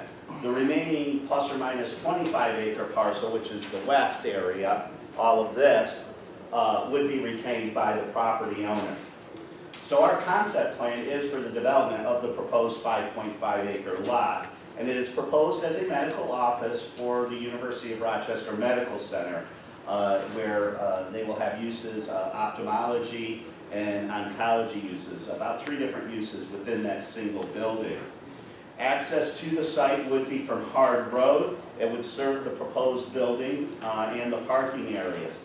Parking would be provided at 6 spaces per 1,000 square feet, which is 175 spaces. That meets the code requirement of the zoning district, which is at 5.7 spaces per 1,000 or requiring 165 spaces. The single-story building will have multiple entrances along the east side of the building. There will be 2 distinct entrances. There will also be entrances on the north and west sides of the building. The layout has been prepared to comply with the zoning of the OP district, including all setbacks and lot coverage. The lot coverage for the proposed lot, the building lot coverage would be less than 10%. The code allows a maximum of 30%. We're proposing this lot in development where no variances would be required, nor there are any buffers required because all the surrounding properties are also zoned as the OP district. Parking lot lighting to be proposed would be pole-mounted fixtures, LED dark sky compliant fixtures. And one of the other things, and I'm going to rotate this for you, is landscaping will be provided as part of the project. And one of the things we will do is we will fully landscape what would become the east property line, or is the east property line, the property, to create a landscape buffer between the proposed use and the existing properties that front on Hard Road. The property would be served by public water and public sewer that are located on Hard Road also, and it would also include a stormwater management design. We also have provided you the samples, the initial designs of the architectural design for the building. As we mentioned, it will be, the property will be owned and developed by Lefroy Builders and Developers and occupied by URMC. So we are here this evening just to get feedback from the board on the proposal in preparation for us to formally submit a complete preliminary final site plan application the first part of 2020 to come for you for site plan review and approval. So with that, we can answer any questions you may have.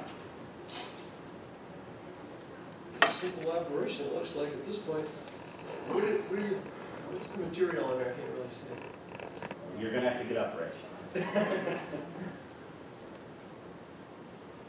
It's primarily brick on the outside. Oh, Your driveway's coming off of Hard and the section, and what's lot 2, there's no plan for that at all then, right, at this point? Not at this point, you know, it's just, we just have some additional space in there where to grow, but, I mean, I think this need that they have will suffice the Webster market right now. And the square footage of it? It's a little under 30,000 feet. 30,000. Parking meets all the requirements of square footage. Would you need a left-hand turn lane on Hard Road to get in there? So, Seems to me you generated a lot of traffic and you already got school buses, everything else going up and down. yeah, so when we submit the formal site plan application, we'll complete our environmental assessment form with the engineer's report, so we'll have the traffic generation information projected from the use and compare that or analyze that in conjunction with the existing volumes on Hard Road and Publishers Parkway. So we'll do that analysis to determine if there are any improvements required. Hard Road is a town road, so we'll work with the Commissioner of Public Works on that as it relates to what the review would require.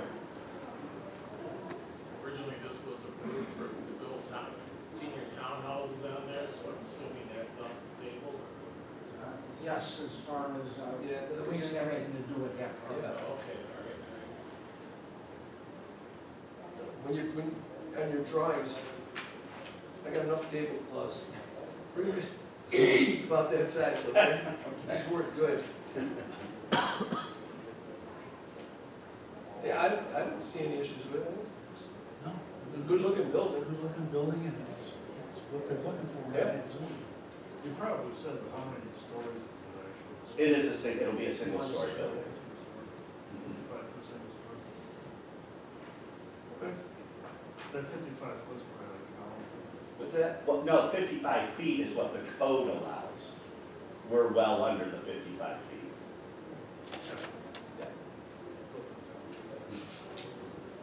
All right. Anybody in? Nice looking.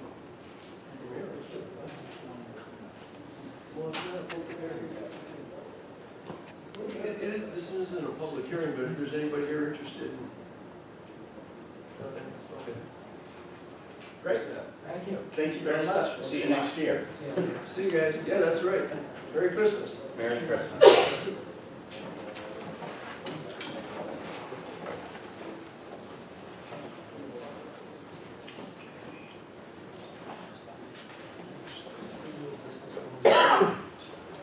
Van Alstyne Road and Shoemaker Road, applicant Insight Development requests the concept approval for accessory development on a 4.41 parcel that is zone R2 under town code 192-27,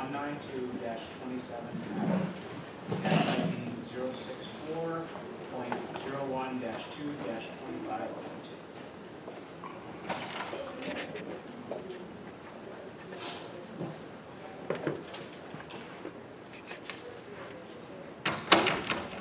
Good evening, ladies and gentlemen of the board. Thank you for your time. In view of the number of applications you have already sorted through, I'll try to make this as meaningful and brief as I can. Our first application is for Van Alstyne Road. The two maps that we have, the first one was the conventional plan. We are now putting before you the cluster development, which arose from neighborhood meetings, meetings with the staff and the PRC. A brief overview of the cluster plan. Some of the staff comments, one of the biggest ones, we have been asked to provide good access to the sanitary sewer, as you see on the bottom of the colored rendering, as well as the retention facility, which will serve our stormwater management, as well as solve a regional drainage issue that you'll hear from some of our neighbors. The town wanted better access to that, and then it evolved into their feeling was that they would like to own it so that they could manage, maintain, and take care of both the sanitary sewer system as well as the stormwater facility, which we were happy to comply with. So as you'll see on the map, that lower portion of the property will eventually be dedicated and deeded to the town. It will give them sewer access as well as pond access, and then you will eventually be owners of that property. The drainage issue I mentioned, our neighbor to the east has had a long-standing drainage problem because there just is nowhere for the water to go. We have had a number of discussions and have engineered a design that will eliminate his drainage problem with the design of our stormwater management facility. We're also going to be able to provide sewer access for 3 of our neighbors. You'll be hearing from Mr. Bach. His mom, she lives just a little bit east. She has a failing septic system and asked if there was a way to give her access to the sanitary sewer, which we were happy to do, and our plan will provide access for her as well.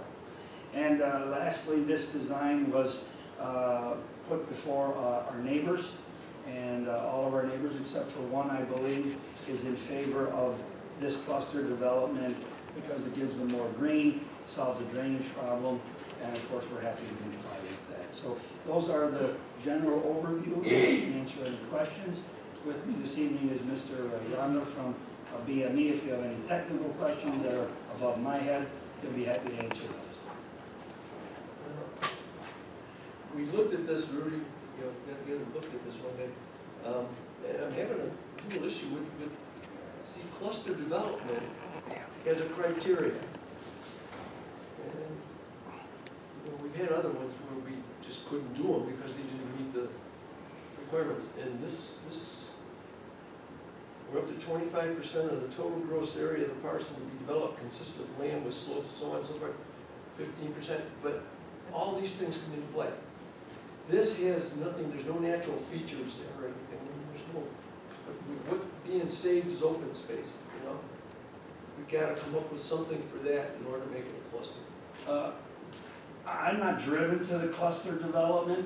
We're quite happy with our first one, but yeah, no, I know. Between the neighbors and the town staff, we were asked to look at it. I certainly will and can make that work, but we're completely happy with the plan that meets all of the code. Yeah, no, we were okay with it, but if we're looking at the cluster at this right now, okay, I gotta say, where do we keep some open space for it, you know what I mean? That becomes the issue. The lots are large, they're good-sized lots and everything. 350 feet deep, Yeah. and when the town takes Yeah, theirs, no, it'll I still know. be well over 300. Any suggestions, you guys? I mean, for lots this size, normally we do cluster development to get smaller lots. These are huge lots. Yeah, what's the width of that? About 90 feet average. 95, Yeah, whatever, yeah, that's plenty, I mean, that's. Why are we calling it a cluster? Let's say we're taking that the way it is, why would it have to be called a cluster? Well, to give the land to the town, it would give them, the neighbors preferred that for the visuals, and it helped me with the stormwater management, but it doesn't have to be cluster. I'm not sold on it. I'm happy with this one too, so I'll take direction from staff and engineering. Martin, I don't know if you have a comment? Yeah, I just Martin and BME Associates. So on the cluster plan, the lots are 90 feet. We cannot go 100 feet wide, so it would not conform to R2 zoning. So, but would there be an option to provide like conservation easement and leave that, plant in that area? I mean, that's a nice, it's a nice plan, it's a real nice plan, but Can we do this under R2, we can see the variance? you could do that, then he's gotta get a variance. Not count a cluster. That's what I'm trying to get at, how can we avoid We're the still get the word same number of cluster? lots. Yeah. But you're not gaining a lot. It's No. just- But it gets you to certain things, and some of the things that are important in this is one, the sewer access, because the pipe was going through the backyard. Yeah, that's what we went This over, but. plan, we think, this plan provides an access road for the maintenance vehicle, people from highway to get to the pond, as well as the sewer issue. They were concerned that they couldn't get heavy equipment to the back there. And it also creates just larger and useful backyards. I mean, No question, it's you're one, right. it's a, But how can we do it by not calling it a cluster? My thinking is, another applicant comes in, says you gave him a cluster development. You gave him a cluster development, and I want the same thing. How can we do this project without calling it a cluster development? That's my point. rezoning it, we're going for a variance, Well, I mean, allow this. I don't know if you want to mess with all that, but, I just thought a cluster would be. yeah, it's just the terminology. Because if you say it's a cluster development, you go into code, that doesn't meet the requirements, because there's no open space, you're not leaving anything. Well, the space between the sewer and the house to the south is town park. The town. Well, How much land is there? They'll be providing a gravel driveway so that the sewer guys, if they need to maintain the sewer, can get back there any time of year. But come up with something that we can call it, that's fine. It's a little over 27,000 square feet. How many? 27,000 square feet for the parcels. Where the pond is and stuff? And the pond next to the road is never a good idea. You want to get it someplace. Yeah, and that's accessible, because the roadway goes right into We it. don't want, especially in an intersection, you don't want to put a pond. Yeah, We can, we've given the minimum that staff asked for the town to own. There's still 300 and some feet, which is more than an average lot needs.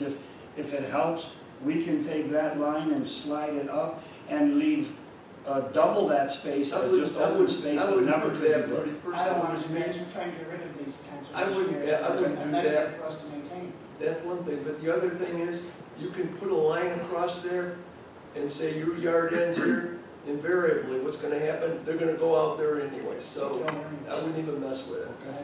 That would give more open space if Yeah, that helps. well, okay, look, if you guys are looking at the drawing, how many square feet, what do you have there for? For the open space area is 27,280 square feet. Okay, all right, then we use that.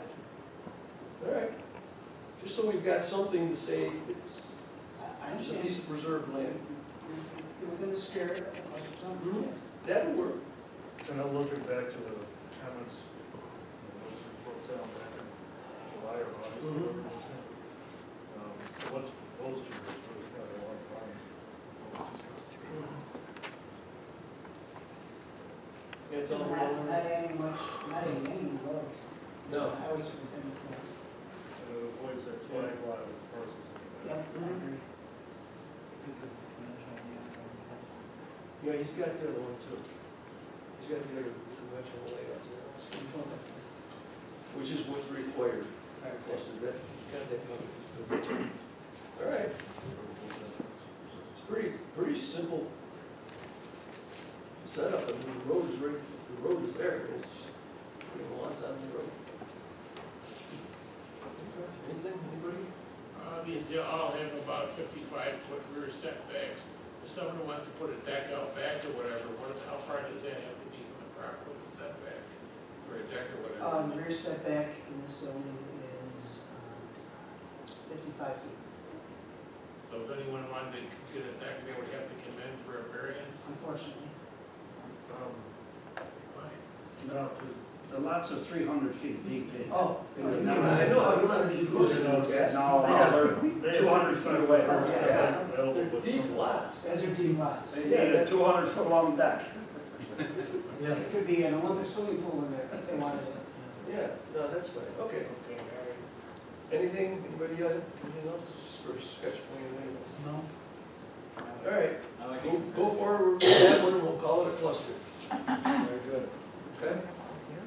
Oh, We got, yeah, several people. okay, it's not a public hearing, but absolutely, sure. You want to speak? Go ahead, we'll look you. Yeah. Use the microphone. Just give your name and address. Thank you.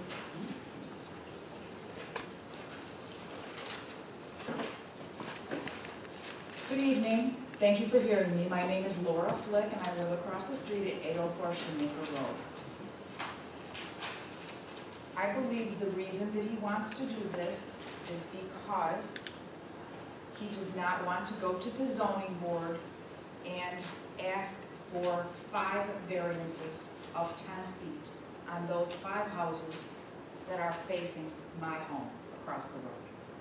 He wants to put them in at 90 feet frontage, where only 75 feet frontage is required for the cluster development, which makes all these driveways right across the street. And also in the cluster development, in his proposal, he mentioned they will have a setback of only 60 feet. My home across the road has a setback of 110 feet. It's a long way out from my front door to my mailbox to get the mail in the winter. They're going to be right on top of the road, just so that you know. When he proposed this to the neighbors, he said they can put the houses anywhere they want. They can pay for however far back they need them, or however they want them customized, because we did discuss where the driveway would be. I said, if there's going to be a driveway and a garage, can you do some of those side roads, so when the garage doors come up in the morning, the lights don't shine directly across the street? Anybody can have any house the way they want it, because they're buying the lots and then building the houses. From what I understand here, it looks like he's building 5 houses in a row that's less than the R2 required zoning of 100 feet frontage, so that he can build more houses quickly. If you were to only build 4 houses directly across, there would be no issue. Just thought I would make myself heard. Thank you very much for your time. Thank you. What's your house number now? 804 Shoemaker is Laura Flick. Thank you.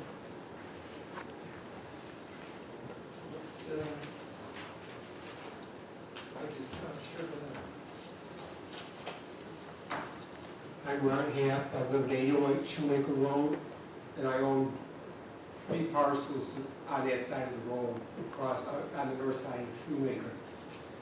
I just want to say, if we're going to have 6 houses there, I would much prefer this plan over his other one, because it does leave that open in the back where people can plant trees, and at least it leaves a little place for nature, birds and whatnot to get in there. So I'm all for his new proposal. That's all. What we're looking at on that, as far as that piece in the back, and that's why we're considering this as a cluster development, is because the land in the back, that's where the detention pond and everything would be, and all that parcel around it. So that would be basically an open space piece of land back there, going in. That's what I like. Yeah, well, it does preserve some land, really, that's what it's all about.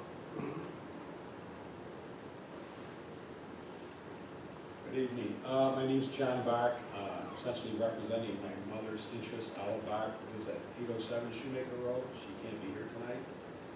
But we have talked to Rudy about his plan here, and prefers the one he's proposing over the ones with the houses in the back, mostly because it would involve a driveway going right along our lot line.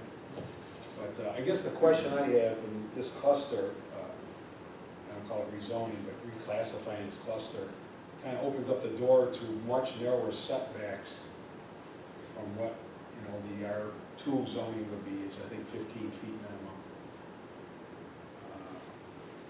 From what I saw on the website, unless I read it wrong, it says you can, on a cluster, you can actually have a 5-foot setback, which I don't think he plans to do that, but I just wanted to be clarified what the setback would be. I'm talking the side setback. I know he's meeting the front and the rear. Wait a minute, you can't have 5 feet. You can have a total of 15 feet. Between, yeah, I saw that. 10 feet on one side and 5 feet on the other.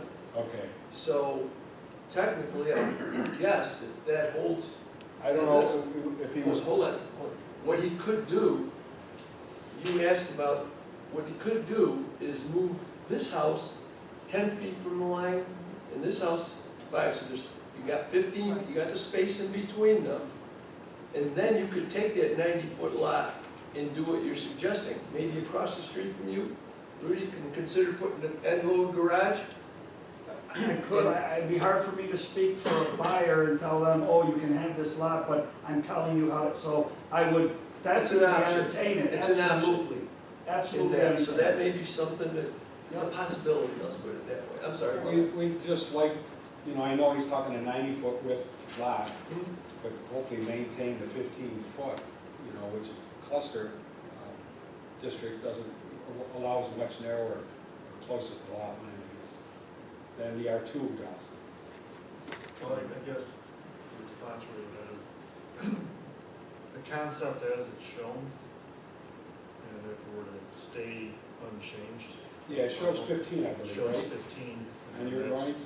That, yeah. Yeah, that's what, he that's has what the it- option to go within the Well, restraints of that cluster. What I'm saying though is that this is being brought under, here's the concept plan on it. Okay. And when it gets approved, here's the 15-foot setbacks, that's what will be based on. Okay, so essentially that's what he's held to then, right? Right. Okay, that's my concern. So other than that, you know, I understand he has the other option without a variance. We definitely prefer this one with the houses front and Shoemaker instead of behind each other. That's it, thank you. I'm not a neighbor, but can I ask a question? Sure. I'm down the street, I'm 821 Shoemaker Road. Wait, use the mic and give us your name, please. I live at 821 Shoemaker Road, my name's Susan Colat's crew. I haven't been involved in most of the conversations because I'm too far down, but I know you're putting the pond in, but how are you gonna guarantee all that displaced water, because it is a lot of clay soil? And I know when they built the subdivision behind where I live, they have their pond, but still it has affected luckily we have a very long lot, but we get a pond in our backyard in the regular basis, as opposed to when there wasn't a subdivision back there. So there will be displaced water, so how will this pond keep, like the people that live behind them, not causing them to have the water problem because it's a clay soil? So has that been discussed, and just to make sure? Actually, the detention bonds, they fall under the engineering, but the idea of that is to collect the water from the site, contain it, and then release it slowly. So if there's a water situation there now, the detention pond corrects any drainage issues off of that property. Because when you're putting roofs and driveways and so on, it's impervious surface, it collects more water, correct? Right. So it's all directed into the ponds. So then the pond holds it, comes in on a pipe this big, and it goes out in a pipe that big, which obviously means it goes out slower. So when it goes out slower, it's less impact downstream where it's flowing. So these ponds are intended to correct the drainage problems in an area. Now, does that lead out to the sewer, or where does that? Not the sewer, no, they would go ultimately to a creek, whatever, the stream. Storm sewer system for whatever receiving water lines in the pond. That's what's wondering. Because it is a very wet land, they said that previously when it was orchards, it was like swamp way. And that's the idea of the pond, to collect that water. And generally, if there's adjoining properties, it's controlled onto this site, not running onto somebody else's property too. So it might help them too. Yes. Yeah, absolutely. Okay. And this is only concept, they have to do all their engineering analysis. So So it's just the beginning. this is just to see if the board likes the alternative concepts. Okay, thanks. Thank you. I'm Lloyd Bach. I live at 593 Notre Dame Drive. My property is actually on the southeast portion of the line. I'm actually that guy with the property that has the water problem. And I think for my interest, the best plan would be the further one here, where the retention pond be put back in the the south east corner, and hopefully with the agreement that I have with Rudy, my water will drain into that pond and That's correct. take care of my problem. That's correct. Yep, sure, thanks. All right. Rudy? No, that's all I have on that. If the board's ready, I can. I think that, address it. in my opinion, how about you guys? Don't want this here one here, right? Yeah. Okay, especially- there it is. There's benefits to it all the way around, so. All right. Would you like me to go right into the next application? Yeah. Thank you. Oh, yeah, go ahead, no, you go ahead and get set up. 687 Hard Road property, applicant of site development, request concept approval for cluster development on 4.8 acre parcel that is zoned R3.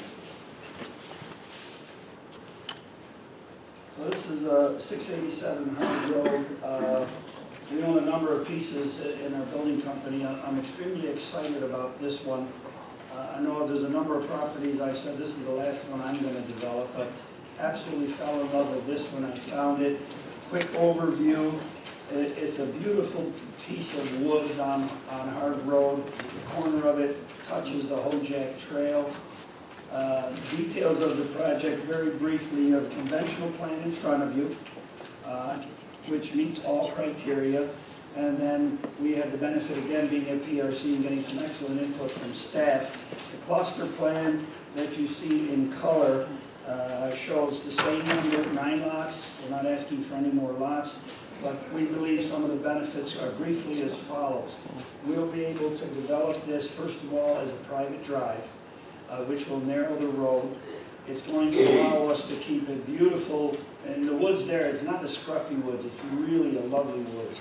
So we'll be able to maintain a wooded buffer all the way around our property for the benefit of our buyers as well as the neighbors. We'll be able to rebuild, there's a little tributary there. It's been there a long time, there's some old pipes, some crushed piping. So engineering and BME have talked about upgrading that tributary to meet current standards. And we'll also be able to, again, build a private drive. There'll be no town maintenance. It will be handled through an HOA, and the neighbors will maintain their road, their entrance, signage, and lighting. So I can expand more, but I know you've been here a long time, so I can answer any questions you may have. And again, technical, Mr. Yonda is here for that. Okay, this is, looked at the PRC, I know.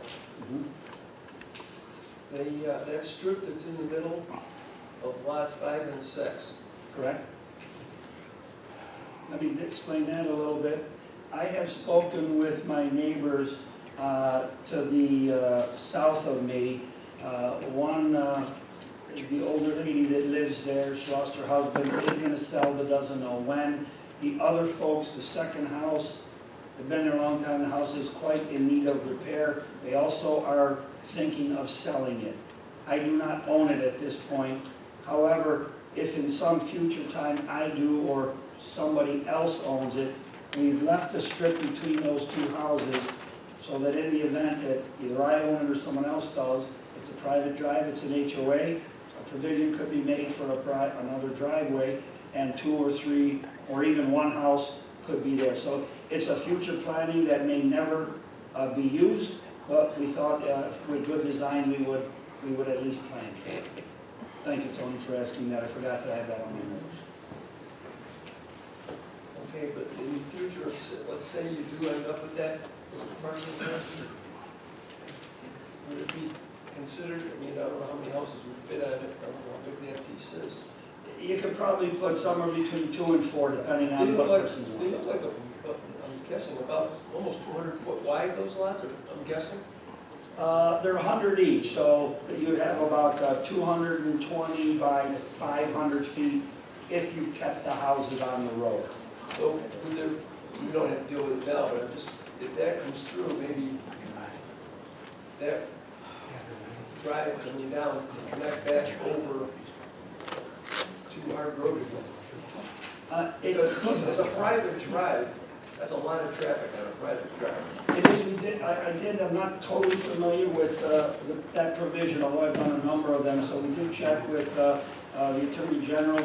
There is no minimum requirement for a private drive. It could be 8, could be 18, could be 28. They just make different language based on the provision. And what we would do when we draft this HOA, which, as you all know, is a ridiculous amount of work, we would not provide it for now, but we would make the provision that in the event that all the members voted, let's say I bought it, it would be a provision that it could be used in the future. But I don't want to muddy the waters too much, because I don't know if I'll ever own it, but we thought good design dictated making the provision. Right now, we're dealing with this. Yes, it is. One thing I noticed looking at this, it's being proposed under cluster development.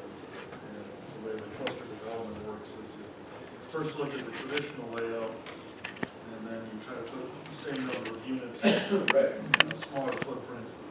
But the caveat of that is that it does have open space, and it's based on actually buildable areas. And this traditional layout, if you take a look at the dimensions of it, they're leaving a strip that's 15 feet wide to put a house in. So the traditional layout, I would say, is not something that's actually buildable in any sense. It has 9 lots or 8 lots along the road that are 127 feet wide. And out of that, you have a 20-foot common driveway, so you're actually down to 117 feet. And then you take off 50 foot on the front setback and really 40 feet on the other, so you wind up with a 15-foot wide buildable area for a house. There is no way you could ever build a house that narrow. I'll let you have for So the concept for, I mean, this, to get 9 on your cluster development, if you're using this as gradient for the 9, I would say that this is not representative of what's actually buildable for this lot under existing zoning. So on the conventional plan, you see lots 175 feet wide, right, which is over the 100-foot width required. And the buildable area is actually 27 feet deep, which you can put a house in this built area. 127 feet deep, minus 50-foot setback, minus 50-foot setback, 27 feet, minus the width of the common driveway, which is 10 feet. You're down to a width that's not buildable for a parcel. I mean, you can see it on here. You look, just look at how narrow that building is. It's not reasonable to put. The lot comes from Is the... this going to be a development of tiny houses? The lot comes from the center line, right, of the road, and the setback from that is 50 feet. Sure, but still, when you do the math on it, you wind up with something very narrow to fit a house on. And it's not, the zoning, it's not a reasonable width to put in a cat. zoning requires minimum house 1,800 square feet, right? So 27 by 65 is 1,800 square feet. Yeah, but your strip that you're allowed for the house isn't that wide.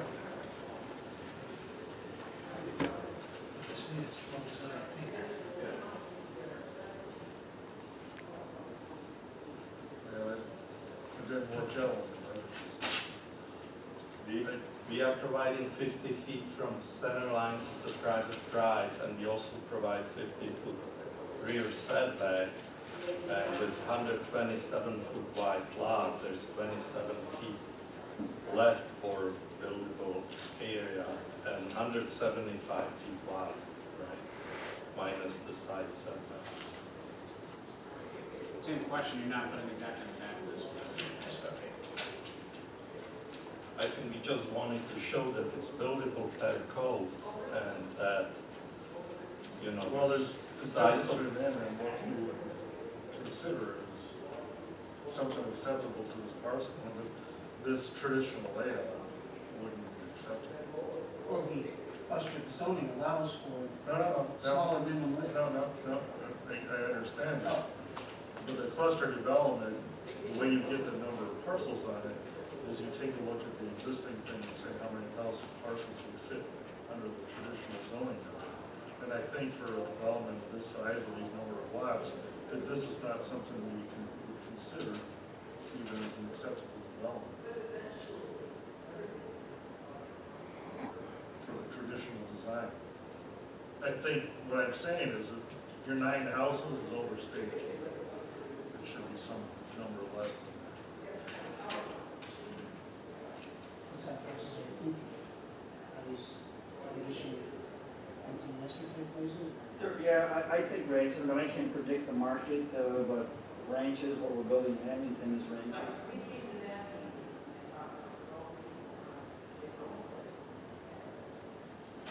So you're looking, you're referring to standards. Yeah, we look at a standard plan, it proposes a very wide, it's a rectangular lot, but it's wider than it is deep. Yeah. And with a private drive down the middle, it's severely restricted. The house that can go. Well, private drive is less restricted than a right of way. Yeah, but would we, You don't have to do a 60-foot right of way for a private drive. Well, it's 20 foot. With utilities, you're probably, well, with utilities, if you need it off so this to is, the front setback. you would have to subdivide this, Yeah, and there would be parcels that rely on an access easement or agreement. but the HOA would already know it, maintain it. There will be access and utility easement to all the lots and will be maintained by the HOA. You know, effectively, they are isolated lots. Right. And if the agreement didn't work. I don't understand the question. Well, I just look at this layout, I don't think it's a reasonable thing that it exists zone, because if this was reasonable, everything in town would be built this way. New private driveways for absolutely everything, and not having the roads, we're gonna stick 9 houses on it, and we don't call it good. And I don't think that this traditional layout is something that's reasonably acceptable for that particular parcel. I will definitely defer to the board and my engineers and staff if the statutes hold out that the definition of a traditional plan is mandated by some required buildable size, then I would say we absolutely will make an adjustment. But if the plan is that a conventional plan does not have restrictions on house depths, then it's a matter of interpretation or personal opinion. But I would certainly not state the law on that. I would let the experts do it. But as far as I'm aware, that statute is not in there, or a personal opinion on liking or not liking the depth of a property does not determine the density. But I'm certainly open to discussing that.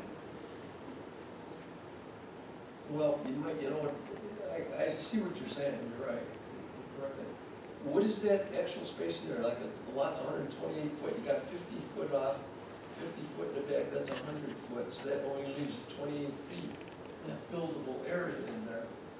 28 feet, you could build a house, but now we come in with a problem, and this is what we've done with the townhouses and stuff. We've done this where we've had situations like that where it's jammed, and then you say, well, you know, they're gonna be looking for patios, and you get a variance. Well, you can do it, but you're not gonna get any variances. Variances would not be allowed on a particular site, so it's the only way you can control this. 28 foot is narrow for a house, absolutely. And even going back to buildable lot space, you have an existing stream that's running through, and so lot 9 and lot 2, the streams run underneath your house unless you redirect the streams. So it would say that those two lots would be buildable. What you're trading off is a shallow, wide lot or a narrow, roomy backyard. Right, I right. mean, you're still just getting the What same number of houses. I'm still going back to say you have to, under cluster development, you have to subtract out the areas that's not buildable. And the areas that's not buildable is the things that's right on top of the stream. So it's not 9 lots, I think you only got 7. Streams are- I think maybe with this particular one, maybe you should relook at this and see what you can do with it, because I have to agree, you're correct. This would be the conventional, but some of the, you don't have 27 feet to put a house. I mean, there's garages that are deeper than that. So that is a tight space.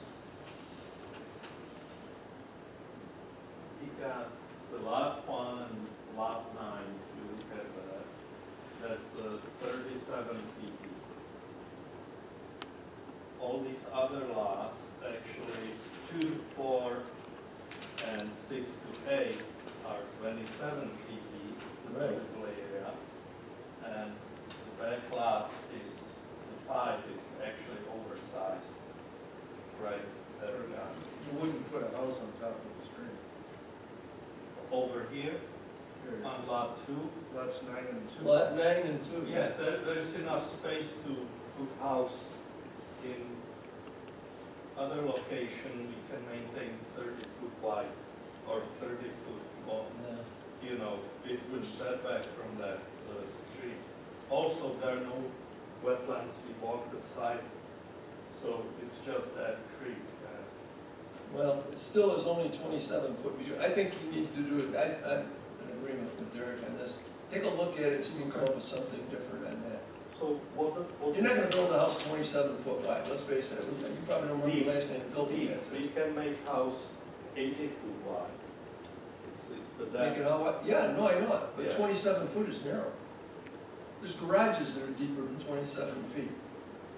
So what the code is actually requiring, what has to be that depth? Well, no, you meet the code. Okay, you don't wanna do it, you wanna play this? We'll play No, it. I'm- Now you're getting, you wanna play the Just game? need Here's what the deal guidance. is. We'll make it, we'll prove it the way you got it. And we'll put a restriction in there that nobody can put anything outside of that 27 foot. No variances for decks or anything else. Tony, How I would don't that? mean to interrupt, but we don't want to do that. No, I know you don't. That's why I'm trying to say We this. understand what you're saying. I would ask respectfully, so that I understand it even going in, we've got a number more coming up. If I could get an interpretation of the code, we're not talking lawyers, I just need to understand it. If the code allows the board a opinion on whether they like or dislike the depth of a property, I understand that, and I'll know going forward. If the code is the code, then we need to have a discussion. And let's say we get past that, what does the board like? Would you like to see another draft proposal and talk about it? What do you think is the next approach? I think I'm not that's a spending good more thing money to for do. nothing. And as Another far nice as, sketch? as far as, yes, Okay. I think you meet the code. I don't think there's an issue with meeting the code. However, you don't remember the last time you built a house 27 foot wide. Really, you know that. Correct. Okay? I got it. We'll So- come up so with another that's- blush and get your opinion. Okay, that's good. Thank you I very think much, that's a ladies good and gentlemen. Any other questions? Hey, you hit 50% of it. Not bad. You guys have been here long enough. We'll hit you No, I next think, time around. I think that's a good point, though. That's pretty tight. Thank you very much. Okay. Thank you, Mr. Mayor. All right, is that it? That's everything, right? Okay, I guess we're all set for the evening. What? Gentlemen, like to see. I'm sorry, I'm kind of a little late to the party here. My name is Jack Mindy, I'm at 811 Shoemaker Road, which is at the corner of Notre Dame. I am between Olive Bach and Lloyd Bach, and my backyard is pretty wet, but not as bad as Lloyd's, but that's not what I'm thinking here. I don't understand, looking at this cluster group here, the homes have apparently a front foyer, some side windows, something, as opposed to the houses in the cluster on Shoemaker Road are a monopoly square. No design to them at all. Does that mean that anything can go in that space? Because here's the problem. If we're talking about how wide is it, 75 or 90 feet? 90. Okay. Okay, so we have 10 feet on either side and a strangely thin 10-foot driveway. As far as nobody puts in a one-car garage in that part of town. I'm not following. Why are you thinking there's a one-car garage? Well, I'm judging by from the diagram, the proportion shown for a driveway to the house is the same as the space from the edge of the house to the edge of the property. So I'm guessing, well, that's 10 feet. No, as a matter of fact, one of the houses on the other side, on our side, shows the driveway is 10 feet. Who has a single car garage nowadays? And if you're gonna have a two-car garage, you better plan on a little extra width for the driveway. And I don't see where the houses that are going to fit on Shoemaker are a proper size compared to the rest of the neighborhood. They look like, they sound like the proportions are just a block, a very thin block, a small house. And that seems wrong to me, especially when you're talking about the cluster homes on the other side, on Hard Road, are a lot bigger. If I'm missing a point here, am I not making my point that the houses on Shoemaker don't seem to be appropriate to the rest of the area on Shoemaker? The Haps house, Brenda's house, the other area houses we don't seem to be building them anymore. Are we building just small townhouses in those 5 lots on Shoemaker?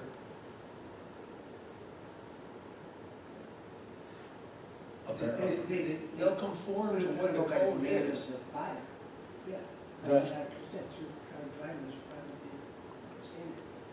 So, The lots are 90 foot wide. 90 foot wide is a pretty standard lot. well, That's it's all around town. it's not. Actually, that's an R2 there, I believe. But, Jack, yeah, we're not gonna, hold on, time out. Okay, This is not a public hearing, I said that. exactly. Give you a chance to speak a little bit. Thank It'll you. be a public hearing when they come back in.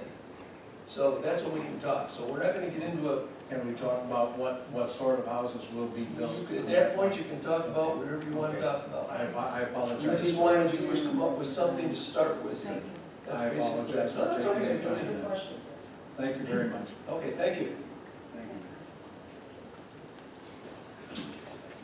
Okay, I guess with that, we're finished for the evening, so thanks for coming in and Merry Christmas. Thank you, everyone.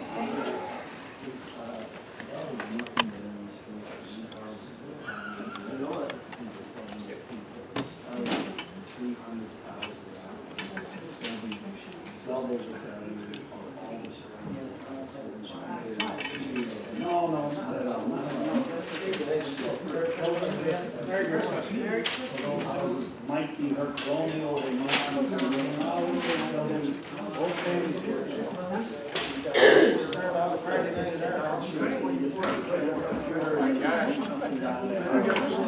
Kids' house for Christmas Eve. Thing was bottom of Christmas. Oh, Bottom sentence says okay. it's exempted out for agricultural use.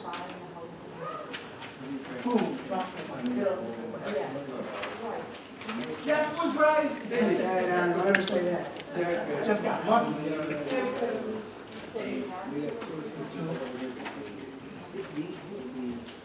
Yeah, see you next year. I